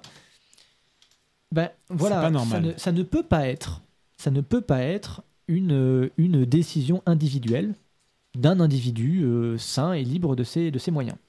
Ça devait être de la manipulation mentale. La peur de l'hérésie a pris une forme... On a eu un mélange entre cette médicalisation, cette peur médicalisée du lavage de cerveau, etc., et puis de la peur de l'hérésie qui a donné cette espèce d'inquiétude des cultes. Et donc là, on retrouve ce que je disais tout à l'heure sur le fait que les inquiétudes morales, les paniques... Là, on n'est pas encore dans une croisade, mais les inquiétudes morales, parfois, servent à justifier ce que le discours dominant ne peut pas expliquer. Oui, il faut bien qu'il y ait un méchant qui contrecarre ce qu'on... Parce que nous, on a tellement raison que forcément, si quelqu'un pense différemment de nous, alors qu'il n'a pas de raison de penser différemment de nous, vu que c'est quelqu'un qui est dans notre camp, c'est forcément qu'il a été manipulé. Voilà. C'est d'ailleurs ce qui se passe à chaque fois qu'on a un attentat en France commis par des Français. Ouais. On ne se dit pas c'est parce que peut-être, je sais pas, il avait des raisons de le faire. Non, voilà, il a été manipulé, il a été... le fait est que dans les faits, après coup, jusqu'à présent, dans beaucoup de cas, dans ce qui se passe à l'heure actuelle, dans le contexte qu'on sait, le fait est qu'il y a radicalisation, manipulation, ça existe. Oui, mais la radicalisation n'est pas présentée comme un exercice de libre arbitre, oui, mais comme une contamination presque médicale. Dans la manière de le dire. Dans la manière de le penser vrai, aussi. Vrai, hein. ouais. Dans la manière de le penser. L'islam radical le plus violent, celui qui mène au terrorisme, n'est pas pensé dans nos sociétés comme une manifestation de libre arbitre, mais comme une maladie presque. Parce que si on commençait à se demander... le jeu alors hein? Oui, le jeu dans tout ça. Eh bien, le jeu commence quand les premiers déprogrammeurs arrivent. Puisque, vu qu'il y a des gens qui sont manipulés par des cultes, eh bien, il va falloir qu'on les sorte de là. Oui. Le premier, celui qui a un peu fondé l'idée du déprogramming, c'est Ted Patrick. Donc Ted Patrick, c'est un type qui avait absolument aucune expérience, hein, ni professionnelle, ni académique, ni personnelle, des cultes, de quoi que ce soit, de la psychologie, de rien. Il ne savait pas du tout de quoi il parlait. C'est clair. Mais il est débarqué en disant voilà, moi je vais vous expliquer comment on fait pour sortir quelqu'un d'une secte. On va combattre ce lavage de cerveau. Ah oui, c'est une chose. Donc, cette espèce de détective privé un petit peu, vous voyez, qui... Donc alors, les méthodes, ça consiste à kidnapper les jeunes. C'est ça. Voilà. Votre jeune est bouddhiste, on va le kidnapper. On va le soigner. Et puis on va le soigner. Voilà. Donc avec des méthodes qui sont des abus. Hein. Voilà, donc lui, il a été condamné, il y en a plusieurs qui ont été condamnés. Ce qui se passe avec certains centres où on veut guérir les homosexuels. Voilà, en les dégoûtant, purement et simplement, de tout ce qui a rapport avec l'homosexualité. Donc c'est un peu ça qui je crois, c'est qu'ils veulent conditionner la personne avec des mécanismes un peu pavloviens, en associant du dégoût, de la peur ou de la souffrance à tout ce qui les rattache à la chose dont on veut les éloigner. C'est ça. Et donc c'est brutal, par définition. Voilà. Et le pire, c'est que ça peut marcher en partie. Oui. Alors ça, j'en sais rien. En partie, en tout cas, sur le court terme, ça peut créer des traumatismes. Ça peut je sais pas si on appelle ça marcher, mais ça crée des traumatismes. En tout cas, ça peut avoir des résultats qui donnent l'impression que la personne est guérie, entre guillemets, parce qu'en effet, la personne est tellement marquée que ça la change. C'est possible, oui. C'est possible. Mais ça reste grave. Et donc ce mec-là, il a fait ça, et alors ? Et alors, qu'est-ce qu'il a Voilà, c'est cette idée des déprogrammations. Ça a été, il y a eu toute une panique morale en fait, hein, sur ces cultes-là dans les années 70. Oui. Et ces figures des déprogrammeurs sont des pures figures de héros. Ce sont des gens qui ont décidé de faire comme métier, en tout cas pour Ted Patrick, sans aucune connaissance de quoi que ce soit, le fait de sauver des gens de secte. Alors, attends, c'est amusant parce que je pense qu'il y a certaines personnes pour qui nous, les diététiciens, on aurait ces prétentions-là. Il y a des gens qui vont prendre ce que tu dis, oui, et qui vont dire mais c'est exactement ce que font les gars à ton Chambly, ils arrivent et ils disent qu'ils vont sauver les gens. Je vous laisserai répondre à la question de savoir si la zététique est une croisade morale. C'était ça le twist final. C'est pas con ça. Je vous ai piégé depuis le début. Ah là là. En fait, tu es un... C'est Grimaud. Grimaud, c'était lui. Alors tu disais donc oui, on a cette figure du héros. Et donc c'est là où tu dis que ça rejoint le jeu, c'est par rapport à ça, par rapport à la figure du héros. Dans le fait de se mettre en scène comme un héros, mise en scène qui parfois commence à dépasser complètement les bornes de la raison. En 79, je continue mon histoire, je l'ai bientôt terminée. Oui, vas-y, pardon. Mais, Moi, je coupe trop les gens, il paraît. Pas de souci. En 79, un jeune adolescent du nom de James Egbert, Dallas Egbert, disparaît dans le Michigan. Un détective privé du nom de William Deere est engagé, William Deere qui est un ancien des programmeurs. William Deere trouve dans la chambre de James Egbert un certain nombre de livres. Des livres étonnants.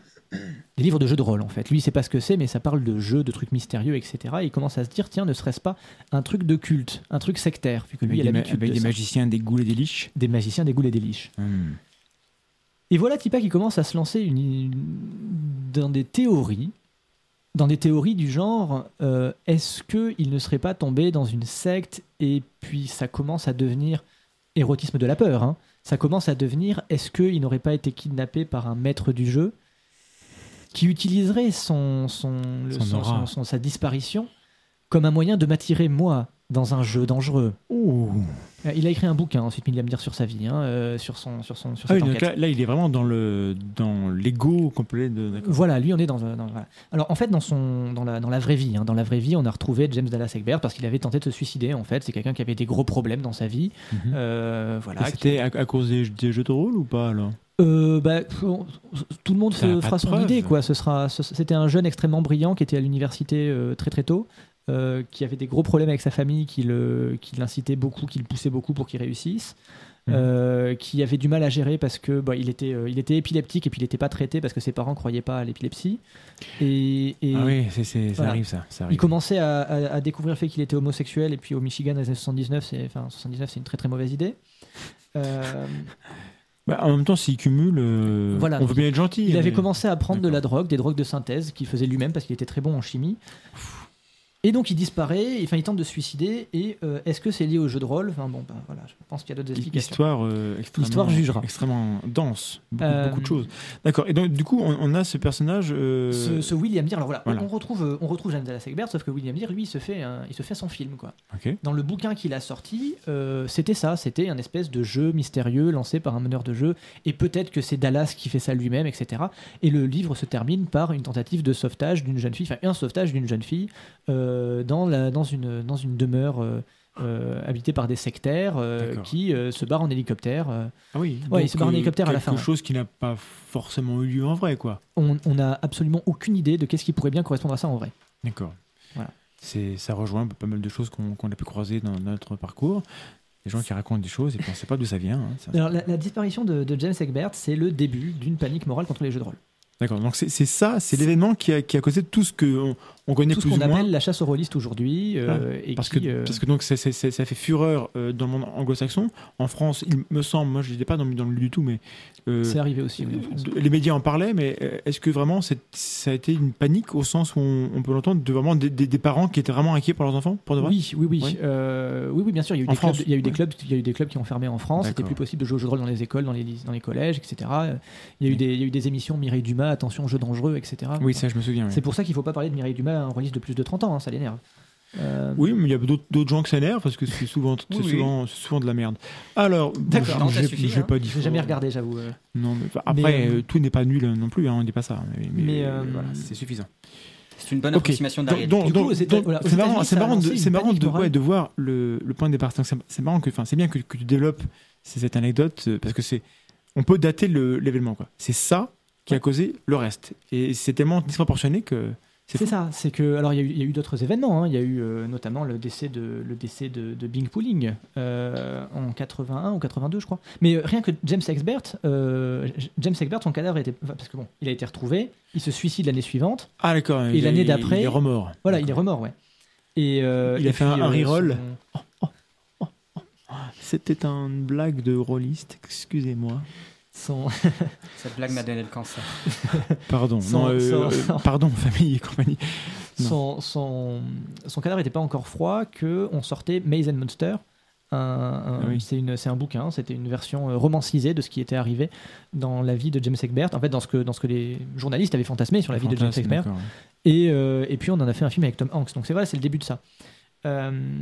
la personne qui était à la tête de la croisade anti-jeu de rôle, Patricia Pulling, Pat Pulling, elle avait perdu son fils dans des circonstances très similaires. Il s'était suicidé, il faisait du jeu de rôle, etc. Oui, donc c'est tragique et voilà. Il y a beaucoup d'affect, il y a beaucoup de motivation et Oui. voilà. À plusieurs reprises, elle a expliqué que si son fils était suicidé, c'est parce qu'il avait été maudit pendant une partie de jeu de rôle et que la malédiction le forçait à devenir un serial killer et à tuer des gens et qu'il a préféré se suicider lui-même. C'est sympa. Non mais c'est terrible parce que cette dame elle y croyait quoi. Oui, alors après c'est compliqué de savoir à quelle quel point mesure, on rentre dans la croyance ou pas, parce que ses propos étaient parfois contradictoires et elle disait des choses qui étaient différentes d'un moment ou à un autre. Et c'est ça c'est le plus compliqué à moi personnellement de comprendre, c'est qu'en effet on a des gens qui ont une croyance et qui peuvent dire une chose totalement incohérente et visiblement pas se rendre compte que c'est incohérent. Alors qu'il suffirait de prendre ça, de voir que ça ne colle pas. Mais ça, c'est parce que tu es un scientifique, tu es contre les incohérences. Il y a des gens à qui ça ne pose aucun C'est problème. ça, et j'avoue être désarmé face à ça, parce que je ne sais pas comment ça se fait que c'est possible. Voilà. Mais et ça me passionne, hein, ça me passionne. Ne t'inquiète pas, tu as tes propres incohérences. alors, Oh, le c'est sais juste gentil, merci Vlad. pour te donner Je pourrais pas en citer, hein, mais il y en a. un élément de réponse peut-être. Donc Pat Pulling, elle a suivi le mouvement. C'est elle qui a créé la grande association de lutte contre le jeu de rôle, Bothered About Dungeons and Dragons. Et elle est rentrée dans la deuxième phase du Cult Scare, qui était le fait que non seulement il y avait des enfants qui se faisaient kidnapper et laver le cerveau, et que c'est pour ça qu'ils étaient bouddhistes, mais Bouddhiste, aussi d'accord. parce qu'il y avait... alors là, c'est la deuxième phase, c'est l'idée du complot sataniste. Début des années 80, Les bouddhistes étaient sataniques pour elle, c'est ça? c'est tout pareil. Ah d'accord. C'est pas des chrétiens. C'est tous les pas d'accord. Ah, oui, Enfin, c'est ça. elle était juive, mais bon, c'est pareil. Attention, faut pas attaquer les juifs.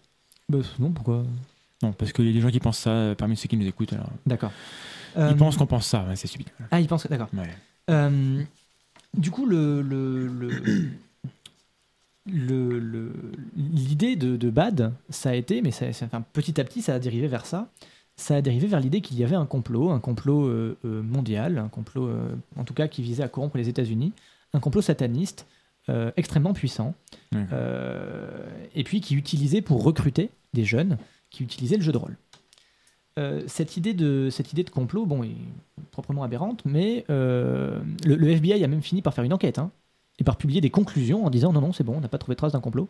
Parce que le FBI était membre du complot. Bah oui, évidemment.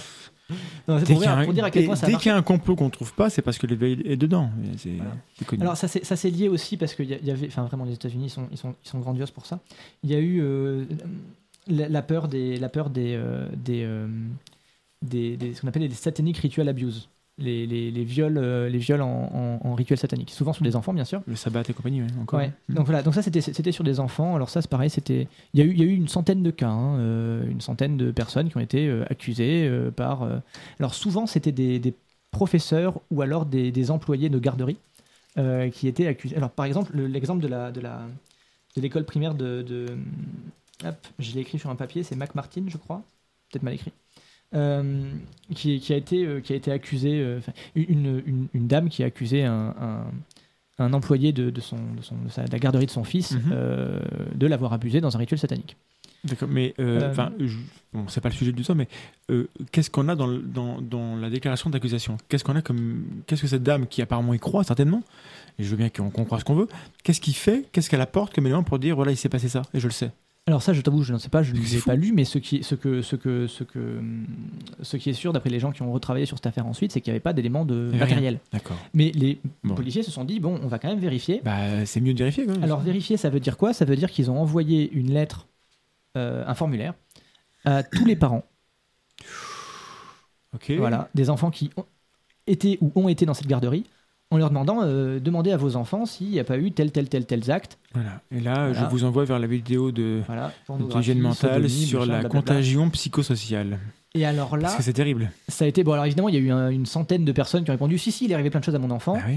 Des enfants qui ont été écoutés, qui ont raconté des trucs mais burlesques, hein, du genre ils ont été enlevés en montgolfière, ils ont été amenés dans les couloirs en bas du machin, etc. pour faire des rituels sataniques, etc. Et donc il y a eu 8 personnes qui ont été inculpées. L'affaire a duré 7 ans de procès, 87 enfants, voilà, puis pas la moindre preuve matérielle de quoi que ce soit. Ça rappelle un peu Outreau également. Enfin, ça rappelle un peu dans Outreau, dans un registre un peu différent, similaire, mais dans... avec cette parole un peu fantastique. Enfin, il y a du fantasme quelque part. Il y a du fantasme quelque part, et si cette affaire a pris autant d'ampleur, bon, la femme en question, celle qui avait démarré toute l'affaire pendant le procès, a été internée pour schizophrénie. Oui, bon. Voilà. Et surtout, il n'y a eu aucune preuve de quoi que ce soit. Et des affaires similaires, il y en a eu une petite centaine aux États-Unis. Donc beaucoup de gens ont été accusés. Oui, il y a des gens qui ont pris des peines de prison. Il y a des gens qui ont pris des peines de prison, il y a des gens qui ont été ruinés par les coups pour les coups de procédure, etc. Et pas la moindre preuve, pas la moindre trace matérielle d'abus rituels sataniques. Mais il y a eu cette panique-là. Donc là, on est dans quelque chose de complètement dingue. On est dans des... On appelle ça croisade morale aussi, mais là, on est dans un truc complètement barjot. Mm-hmm. Ce qui rapproche beaucoup de la pensée complotiste. Oui, là on en parle dans la pensée complotiste, c'est celle en fait qui va permettre de quel que soit l'élément qu'on va vous apporter en face, de toute façon ça va confirmer qu'il y a bien un complot. Parce que de toute façon, soit le complot il est évident, soit il est caché. Et s'il est caché, c'est qu'il est encore plus fort que ce qu'on croyait. Et donc ça s'auto-entretient, mais j'aimerais qu'on revienne à ce dont tu voulais parler par rapport à la dimension de jeu, parce que là c'est tellement tragique que le côté jeu, moi, il m'échappe un petit peu. Alors, il y a une sauf le lien avec le jeu de rôle. Il y a une part de jeu dans la pensée complotiste. La part de jeu, elle est où ? Elle est dans le fait que... donc si je prends par exemple William Deere, le détective privé. Oui, celui qui sauve les gens en s'enfuyant en hélicoptère. Et qui écrit des romans. Et très clairement en train de se mettre en scène en tant que héros. Ça, ok. Patricia Pooling et les policiers, puisqu'elle intervenait dans des commissariats, elle faisait des formations pour policiers, elle avait fait des brochures que BAT distribuait dans les commissariats sur comment détecter le satanisme adolescent, etc. Ouais. Les gens qui étaient engagés dans cette lutte contre le complot satanique se mettaient en scène en tant que véritables héros d'une lutte contre Satan. Contre Satan. Et c'est le propos d'un anthropologue qui s'appelle Joseph Laycock, qui a écrit un livre qui s'appelle Dangerous Games, qui est vraiment très bien. Attends, le bouquin est là, je le montre à la caméra, que les gens verront lorsque j'aurai le temps de m'occuper des RIP dans quelques mois. Il est vraiment très bien. Dangerous Games. Voilà, il faudra que tu le lises. Il est pas paru en français malheureusement, mais il est excellent. Okay. C'est que dans la construction de cette peur, dans la construction de cette lutte contre le démon sataniste du jeu de rôle, il y a des composantes de l'ordre du jeu. Alors. On est en tout cas dans la création commune d'un imaginaire collectif. D'accord. Parce que et dans le complotisme en général, on a souvent ça. Alors toujours, mais souvent. Dans le complotisme, souvent ça. Chez Grimaud, on a ça, par exemple. Bah, carrément. Pour les gens qui vous connaissent, qui connaissent les histoires de Jacques Grimaud, si ça marche bien, Grimaud, c'est parce que c'est un jeu. Alors ça, du coup, j'entends tout de suite les gens qui disent « Mais vous vous rendez compte, c'est scandaleux ce que vous dites, c'est méprisant, etc. » Alors, on va... Non, c'est vachement bien de jouer. Mais d'abord, d'une part, oui, mais c'est pas comme ça que ça va être reçu par ceux qui croient, mais tu vas maintenant nous expliquer pourquoi on peut dire ça. Et c'est ça, tu ne veux pas juste dire c'est pas sérieux. Non, c'est très sérieux, mais en même temps, parce que le jeu, c'est sérieux, en fait, pour les êtres humains. Ce qui est très étonnant avec Grimaud, et donc tous les gens qui suivent ce qu'il dit, ce qu'il raconte, à savoir que le monde va être détruit bientôt. Oui, alors le fond de l'affaire, pour ceux qui ont vu que le film, mais dans les conférences, c'est clairement dit.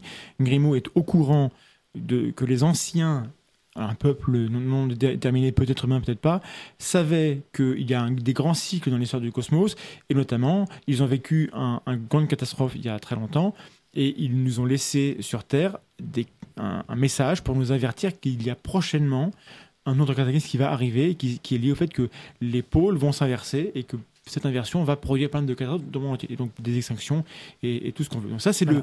Et M. Grimaud eux-même connaît exactement la date. Voilà. Et en fait, il ne le dira pas parce qu'il faut qu'il vende. Ça ne fait peur à personne. Voilà. Donc ça, c'est pourtant le cœur du propos. Et on se rend compte que les gens qui croient qu'ils devraient être terrorisés par ça, et donc être constamment en train d'exiger de lui qu'il donne l'info enfin pour pouvoir se préparer correctement, ils ne sont pas inquiets du tout. Très zen. Et au contraire, ils sont plutôt joyeux. Voilà. C'est quand on regarde les témoignages des gens qui suivent ces conférences, qui donnent sur ces Kickstarter ou je ne sais quoi, ils sont tous contents. Sur ces Ulule. Ils font beaucoup de campagnes de crowdfunding pour prendre de l'argent en disant qu'ils ne gagnent. Voilà, c'est du bonheur. Les témoignages, quand les gens lui donnent de l'argent, ils écrivent derrière: je suis très heureux de participer à cette grande aventure. Voilà. Puisque c'est une grande aventure. Et c'est marketé comme ça. Quand on regarde comment il fait ses appels aux dons, il n'insiste pas sur la rigueur scientifique de son travail, il insiste sur le fait que c'est une grande aventure, lui et ceux qui le soutiennent, contre l'établissement qui veut cacher la vérité. Et c'est une aventure à laquelle on a tous envie de participer, on a tous envie d'être des héros qui luttent contre un complot. Si on était à Hollywood et qu'il y avait un film, Grimaud, ce serait le héros. Ce serait le héros. Et nous, on serait les enfoirés du système qui sont là pour dire: mais vous êtes ridicule, monsieur, vous dites... Alors que dans la vraie vie, il faudrait les méchants. Il faudrait quand même choisir un autre acteur pour l'interpréter si c'était le héros. Oui, il faudrait au moins Tom Cruise. Grimaud, c'est le William Deere, voilà, et il se met en scène, etc. Il se met en scène, et voilà, il y a un récit avec une biographie totalement y compris un vrai travail de construction collective d'une réalité, un vrai travail de meneur de jeu. À une époque, il avait fait ça sur son Facebook, il avait proposé de répondre à des questions. Il y a peu de temps. Il avait dit, vous pouvez poser des questions, je vais y répondre. Et alors c'est assez hilarant parce que les questions sont systématiquement des questions de l'ordre de la création d'imaginaire. Vous savez, comme quand on joue à plusieurs quand on est enfant et qu'on dit et si on disait qu'en fait les méchants c'était des ninjas. Ouais. Mais là c'était ça, c'était est-ce qu'il y aurait une catastrophe. C'est toujours des questions qui sont des questions fermées. Est-ce qu'on pourrait dire que oui, par rapport au est-ce que c'est les pyramides, ceci, cela, est-ce qu'il se passerait ça? Voilà, est-ce qu'il se passerait un cataclysme si on détruit les pyramides? Ouais, ça, voilà. Ce à quoi Grimaud répond: je ne vais pas trop en dire, mais sans doute tout le monde le remarquerait. Ouais, c'est fou. Est-ce qu'on pourrait dire que les pyramides sont des incubateurs génétiques, machin, etc., puisqu'il y a des pyramides par peuple, il y a des pyramides en Europe, des pyramides chez les Mayas, des pyramides machin, est-ce que ça pourrait pas être les sources génétiques des humains, etc. Ce à quoi il répond un truc du genre: c'est un peu hâtif, mais c'est une idée à creuser. Donc, on voit bien que les gens qui posent des questions arrivent avec leur théorie. Et puis les de toute façon, ça vient renfler le... Les gens qui arrivent avec un calcul mathématique, quelle que soit sa valeur, et qui se mettent à Grimaud dit: ah oui, mais bien sûr, mais c'était déjà dans mon prochain livre. Et donc il le prend, il le met dans sa liste et ça sera publié pour le vrai. Ouais. Et en effet, les gens participent à la construction de ce qu'on va leur vendre après.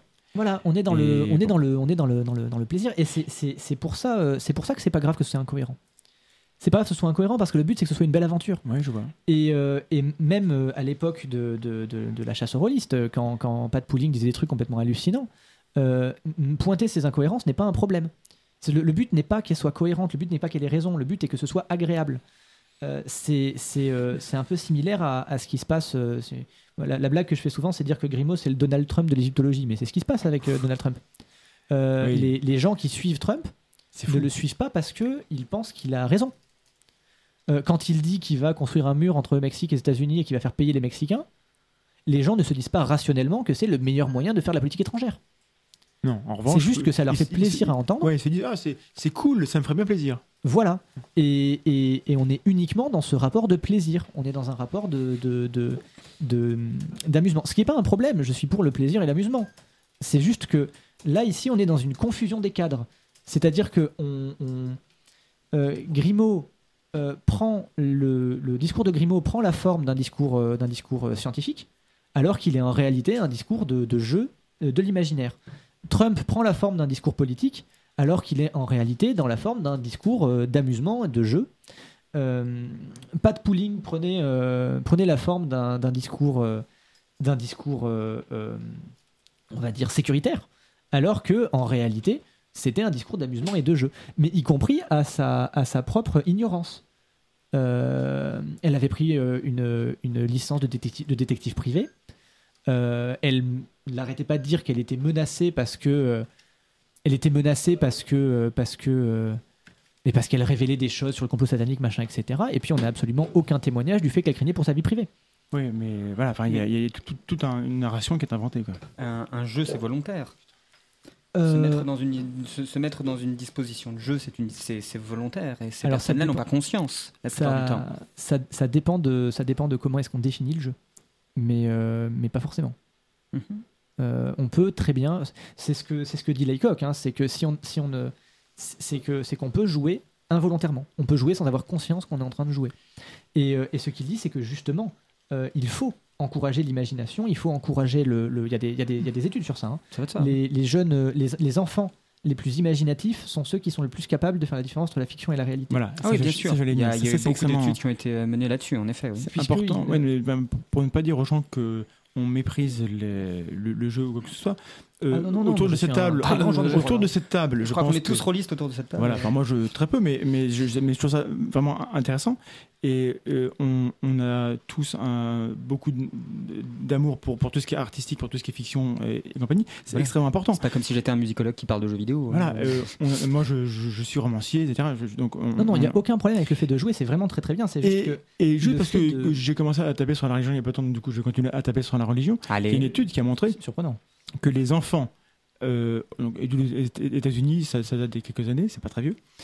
On a comparé des enfants de familles non croyantes et de familles croyantes, et on a fait des tests de distinction entre le réel et de la fiction, et on s'est rendu compte que les enfants croyants, enfin de familles croyantes, parce que c'est pas vrai dire ils étaient moins bons dans la tâche de distinguer le réel de l'imaginaire. J'ai vu passer cette étude. Donc la religion a cela, alors que tu vas me dire que les enfants qui consomment le plus de fiction, eux savent mieux comment distinguer les deux.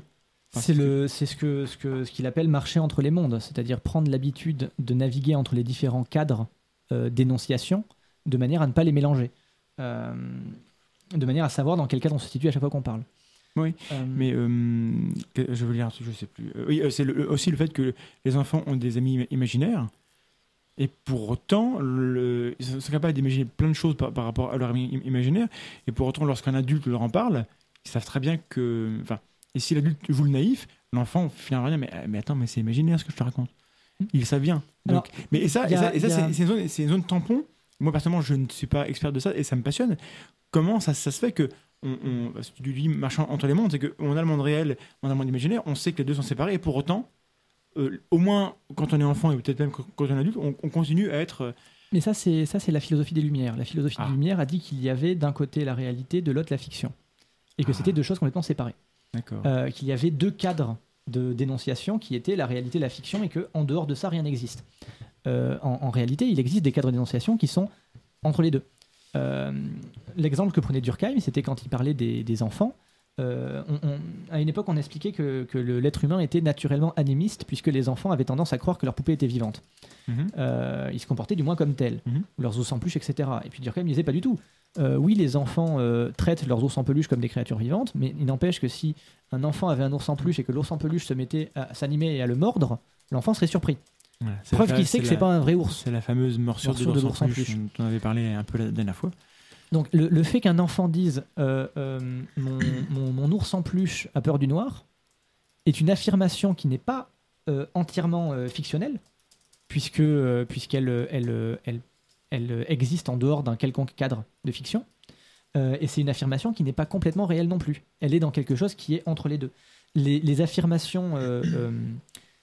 les études des anthropologues qui ont travaillé sur la magie ou sur les personnes qui prétendent faire de la magie ont démontré que c'est ce que Tania Luhrmann appelle le jeu sérieux, que la pratique de la magie chez les personnes qu'elle a étudiées était de l'ordre du jeu, mais d'un jeu qui était pris très au sérieux, qui était dans un cadre de réalité qui n'était pas entièrement fictionnel, mais pas non plus entièrement réel. Je suis tombé sur une vidéo d'une youtubeuse, je ne sais pas si c'est en français ou en anglais, qui disait qu'elle avait arrêté la magie parce que ça la fatiguait trop. Et je sais pas de quoi... Enfin, j'ai arrêté parce que ça me saoulait, mais c'est surprenant d'entendre une adulte qui a l'air normal, il n'y a pas de raison, dire ça, dire voilà, là, quand même, la magie, faites attention, allez-y doucement, parce que moi, là, j'ai arrêté plus de mois parce que ça me fatigue beaucoup, les énergies. Et la pratique de magie ou de choses similaires à la magie, chamanisme, etc., n'a jamais été l'apanage des enfants ou des jeunes. Hein. Non, bien sûr, mais c'est ça qui est... C'est surprenant parce que t'es pas habitué à voir ça, mais... D'une part, j'ai mon propre biais à moi du fait que mais historiquement, c'est... Non, mais c'est ça. Mais à l'heure actuelle, c'est un discours qu'on peut entendre plus facilement, il me semble, peut-être que j'ai tort, chez un collégien, etc., où ils vont s'amuser à reproduire ce qu'il y a dans Harry Potter ou dans les films, en disant ah, on dirait que j'ai les pouvoirs, machin, etc., et s'amuser à y croire parce que c'est marrant d'y croire. Et je trouve ça plus étonnant, et parce que je suis peut-être l'héritier des lumières un peu trop. Faire ça, mais Non, mais moi, à la limite, je l'ai fait. Si tu croyais vraiment que c'était réel ou... Ah non, moi j'étais totalement, totalement dans le jeu. Mais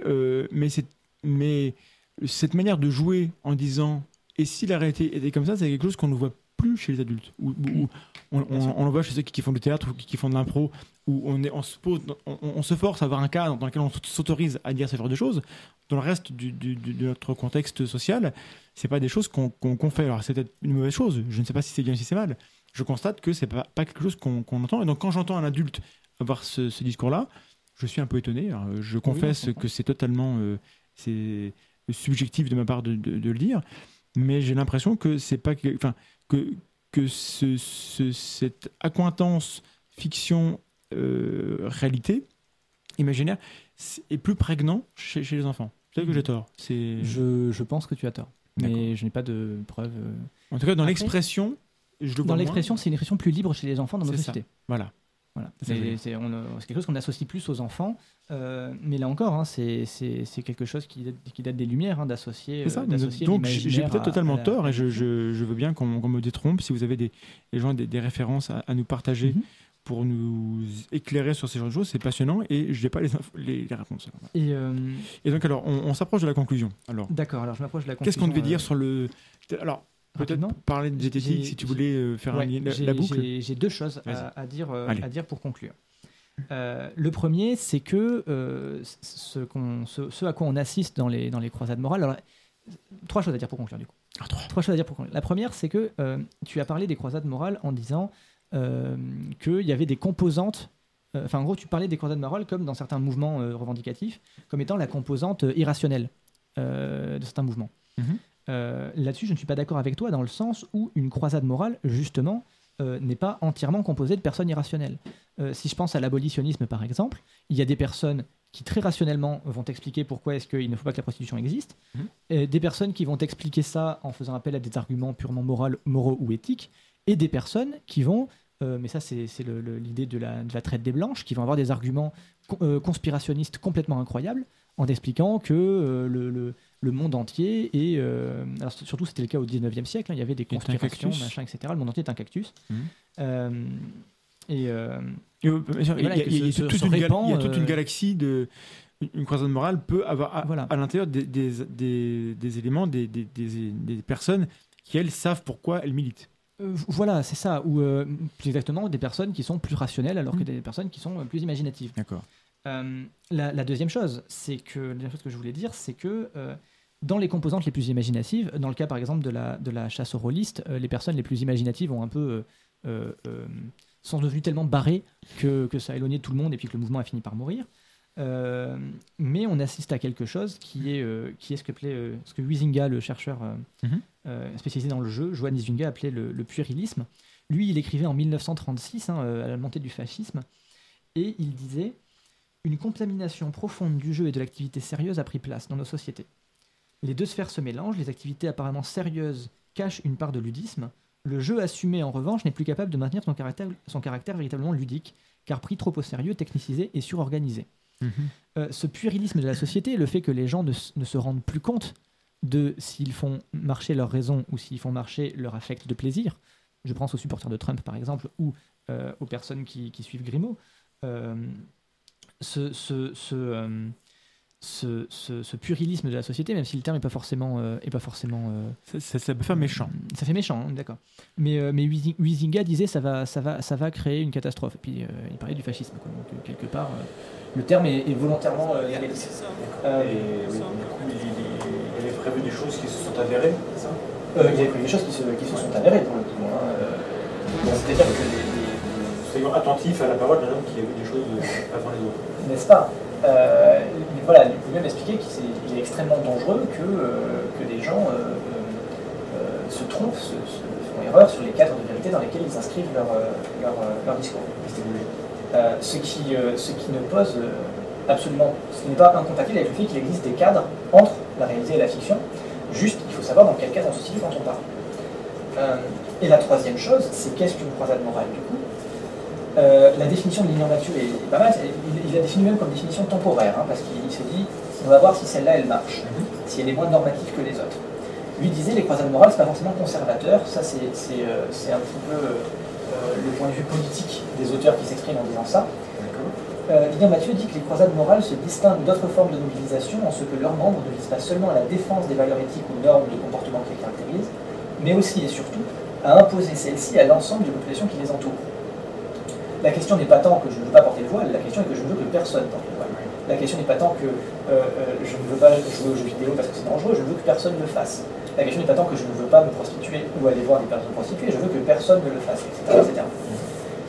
Sur ce point diamétralement opposé aux revendications relativistes qui s'inscrivent dans les registres du droit à la différence ou de la reconnaissance d'identité minoritaire, elles tendent dans une logique missionnaire, parfois agressive, à une conversion généralisée à une vision de l'ordre naturel ou social, dont la prétention à l'universalité est explicite, justifiant ainsi l'emploi du terme à la fois religieux et guerrier de croisade pour les désigner. Vous pensez totalitaire J'ai pas dit totalitaire, j'ai dit qui prétend l'universalisme. Traduit, est-ce que ça peut se traduire Qui prétend à l'universalisme. C'est-à-dire, mes pratiques sont bonnes pour tout le monde. Et tout le monde devrait. L'universalisme, les sciences, ils revendiquent aussi l'universalisme, c'est pas la même chose.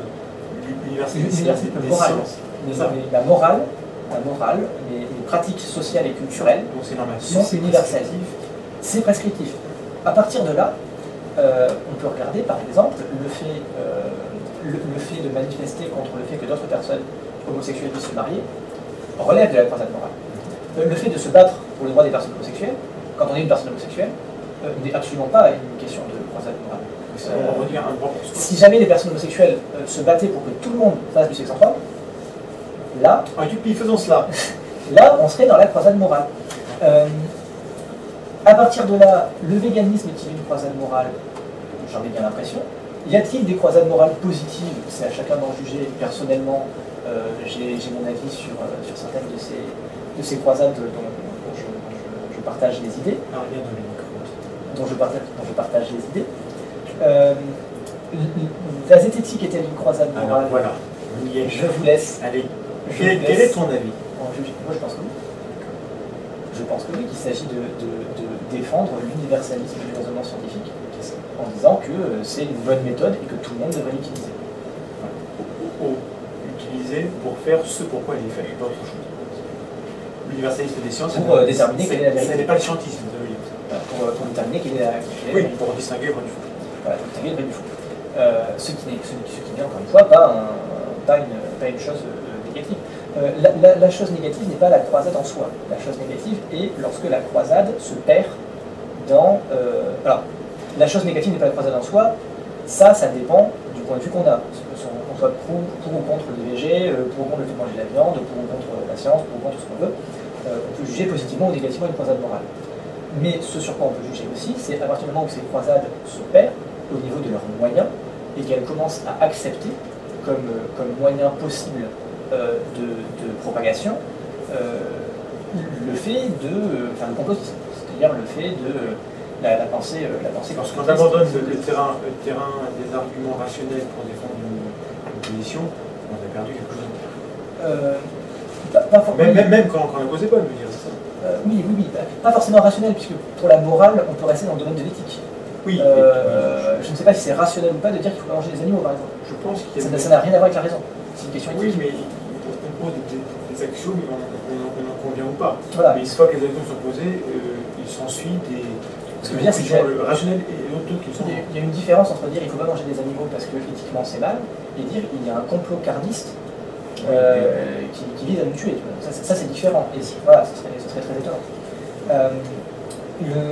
La question n'est donc pas de le but, les objectifs que défendent les croisés, avec lesquels on peut être pour ou contre selon ses convictions politiques, mais les méthodes dans lesquelles ils s'engagent, et surtout à quel point est-ce que ces mouvements-là se laissent tenter par l'héroïcisation, le fait de se mettre en scène en tant que héros, le fait de mettre en scène ses ennemis comme des folk developers, et d'accepter le cadre du jeu pour mener sa croisade, et de là perdre tout contact avec la réalité de ce qu'on fait. C'est une bonne mise en garde, je trouve, pour nous-mêmes et ceux qui nous écoutent, à savoir qu'il faut résister à la mise en scène de nous et des gens dont les idées sont celles contre lesquelles on essaie de, pas de militer, ni de se battre, mais de mettre en garde des gens parce qu'on considère que ce sont des idées qui ne sont pas valides pour distinguer le vrai du faux. Nous, on s'arrête là. Il ne faut pas se perdre en route. L'autre risque, c'est de se tromper également sur la nature de ce qu'on est en combat. Si on prend par exemple cette histoire de Satanic Ritual Abuse, l'une des analyses qui en a été faite a été de dire que la cause principale de ces mouvements-là réside dans le fait qu'il s'agissait de symboliquement représenter un mal conscient. On était à une période de la société où les deux parents commençaient à travailler en même temps et où les parents, les adultes, se sentaient éloignés de leurs enfants. Parce qu'ils devaient confier leurs enfants de plus en plus à des gens qu'ils ne connaissaient pas, à des éducateurs, à des nurses, à des nounous, à des gens qu'ils ne connaissaient pas, qui ne faisaient pas partie de la famille, qui étaient des garderies, etc. Et il est possible, il est en tout cas logique, qu'ils aient ressenti la réelle conviction qu'il y avait une force qu'ils n'arrivaient pas à identifier, qui les éloignait de leurs enfants. Que ça se soit transformé, que ça se soit réalisé sous une forme plus symbolique, en disant que cette force, en fait, c'est Satan, et que du coup, ces garderies et ces nounous étaient ces invités et ces agents, c'est là une forme c'est une forme de ludisme, c'est une forme d'héroïcisation de la chose. Mais c'était un mal-être réel qui s'est transcrit. Parce que ça nous aide d'avoir une histoire à se raconter nous-mêmes pour expliquer des choses qu'on n'avait pas expliquées. Ça nous aide d'avoir une histoire et ça rend facile également, c'est le volontarisme. C'est le fait de penser que tout ce qui arrive et que je ne comprends pas est la faute de quelqu'un. C'est le complotisme. Le complotisme, ça part de ça. Ça part de comment se fait-il que François Hollande soit président alors que globalement j'ai l'impression que tout le monde le prend pour une tanche. Monsieur le Président, nous vous respectons tellement. Voilà, il a 17% d'opinion positive, j'ai l'impression que personne ne prend le garçon au sérieux. Comment se fait-il qu'il soit président? La pensée complotiste, ça va être dire, mais sans doute parce que quelqu'un l'a voulu. Cet événement incompréhensible n'a pas des causes logiques et rationnelles que je peux maîtriser.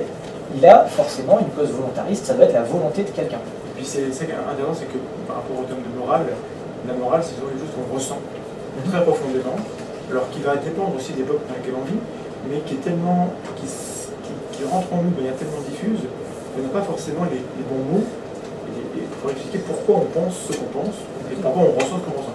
Du coup, d'où la nécessité pour nous d'avoir des narrations qui vont nous donner du sens et de la cohérence. Ah, je pense ça, mais j'ai raison de penser comme ça parce que ceci. Je sens que je m'éloigne de mes enfants, je sens que je suis... Messieurs, j'allais dire, je suis vraiment navré, mais il faut qu'on conclue. On a dépassé. Et Clément, dépasser 10 minutes, pour lui, c'est rien. D'accord, je vais conclure. Allez, je sens que je m'éloigne de mes enfants. Je ne sais pas pourquoi je m'éloigne de mes enfants, parce que je ne comprends pas les raisons socio-politiques qui font que je m'en éloigne.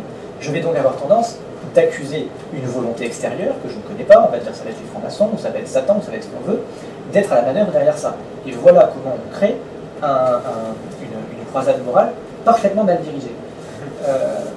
Pour conclure, voilà uniquement les 3 points que j'avais abordés, à savoir... Un élément avec lequel les gens doivent repartir pour un bouquin à lire, une idée importante, à quoi faire attention, par exemple, et comment repérer autour de nous des éléments dont on doit se méfier parce que c'est pas moral. Là, c'est beaucoup de choses. Alors, les livres, les bouquins à lire, si vous parlez anglais, je vous conseille Dangerous Games de Joseph Lecoq. Sinon, il y aura des sources que je vous ai passées déjà, qu'on pourra mettre dans la description. Voilà. Et puis sinon, en résumé, pour résumer tout ça, méfiez-vous des paniques morales, c'est-à-dire méfiez-vous de la rationalisation de vos réflexes conservateurs et de leur inscription dans une narration à laquelle vous adhérez juste parce que vous la connaissez depuis longtemps. Les croisades morales sont-elles bonnes ou mauvaises? Ça dépend du point de vue politique qu'on a dessus, mais ce qui est sûr, c'est qu'il faut se méfier de la tentation à l'héroïcisation, il faut se méfier à la tentation de folkloriser, de stéréotyper ce contre quoi on se bat. C'est d'autant plus important lorsque l'on mène une croisade morale, c'est-à-dire lorsque l'on mène à tenter d'imposer des valeurs ou une éthique universelle.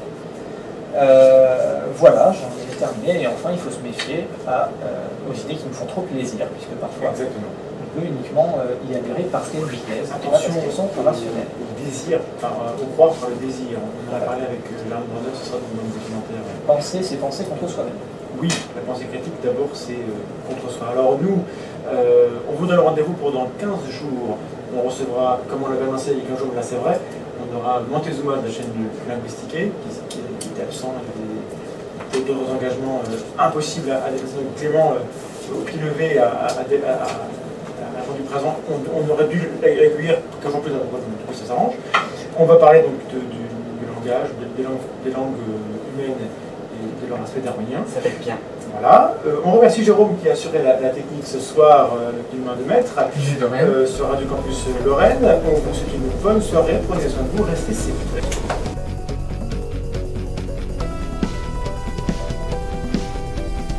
La tronche en live, l'émission de l'esprit critique en direct sur Radio Campus Lorraine, avec Vlad Tapas et Assermandax.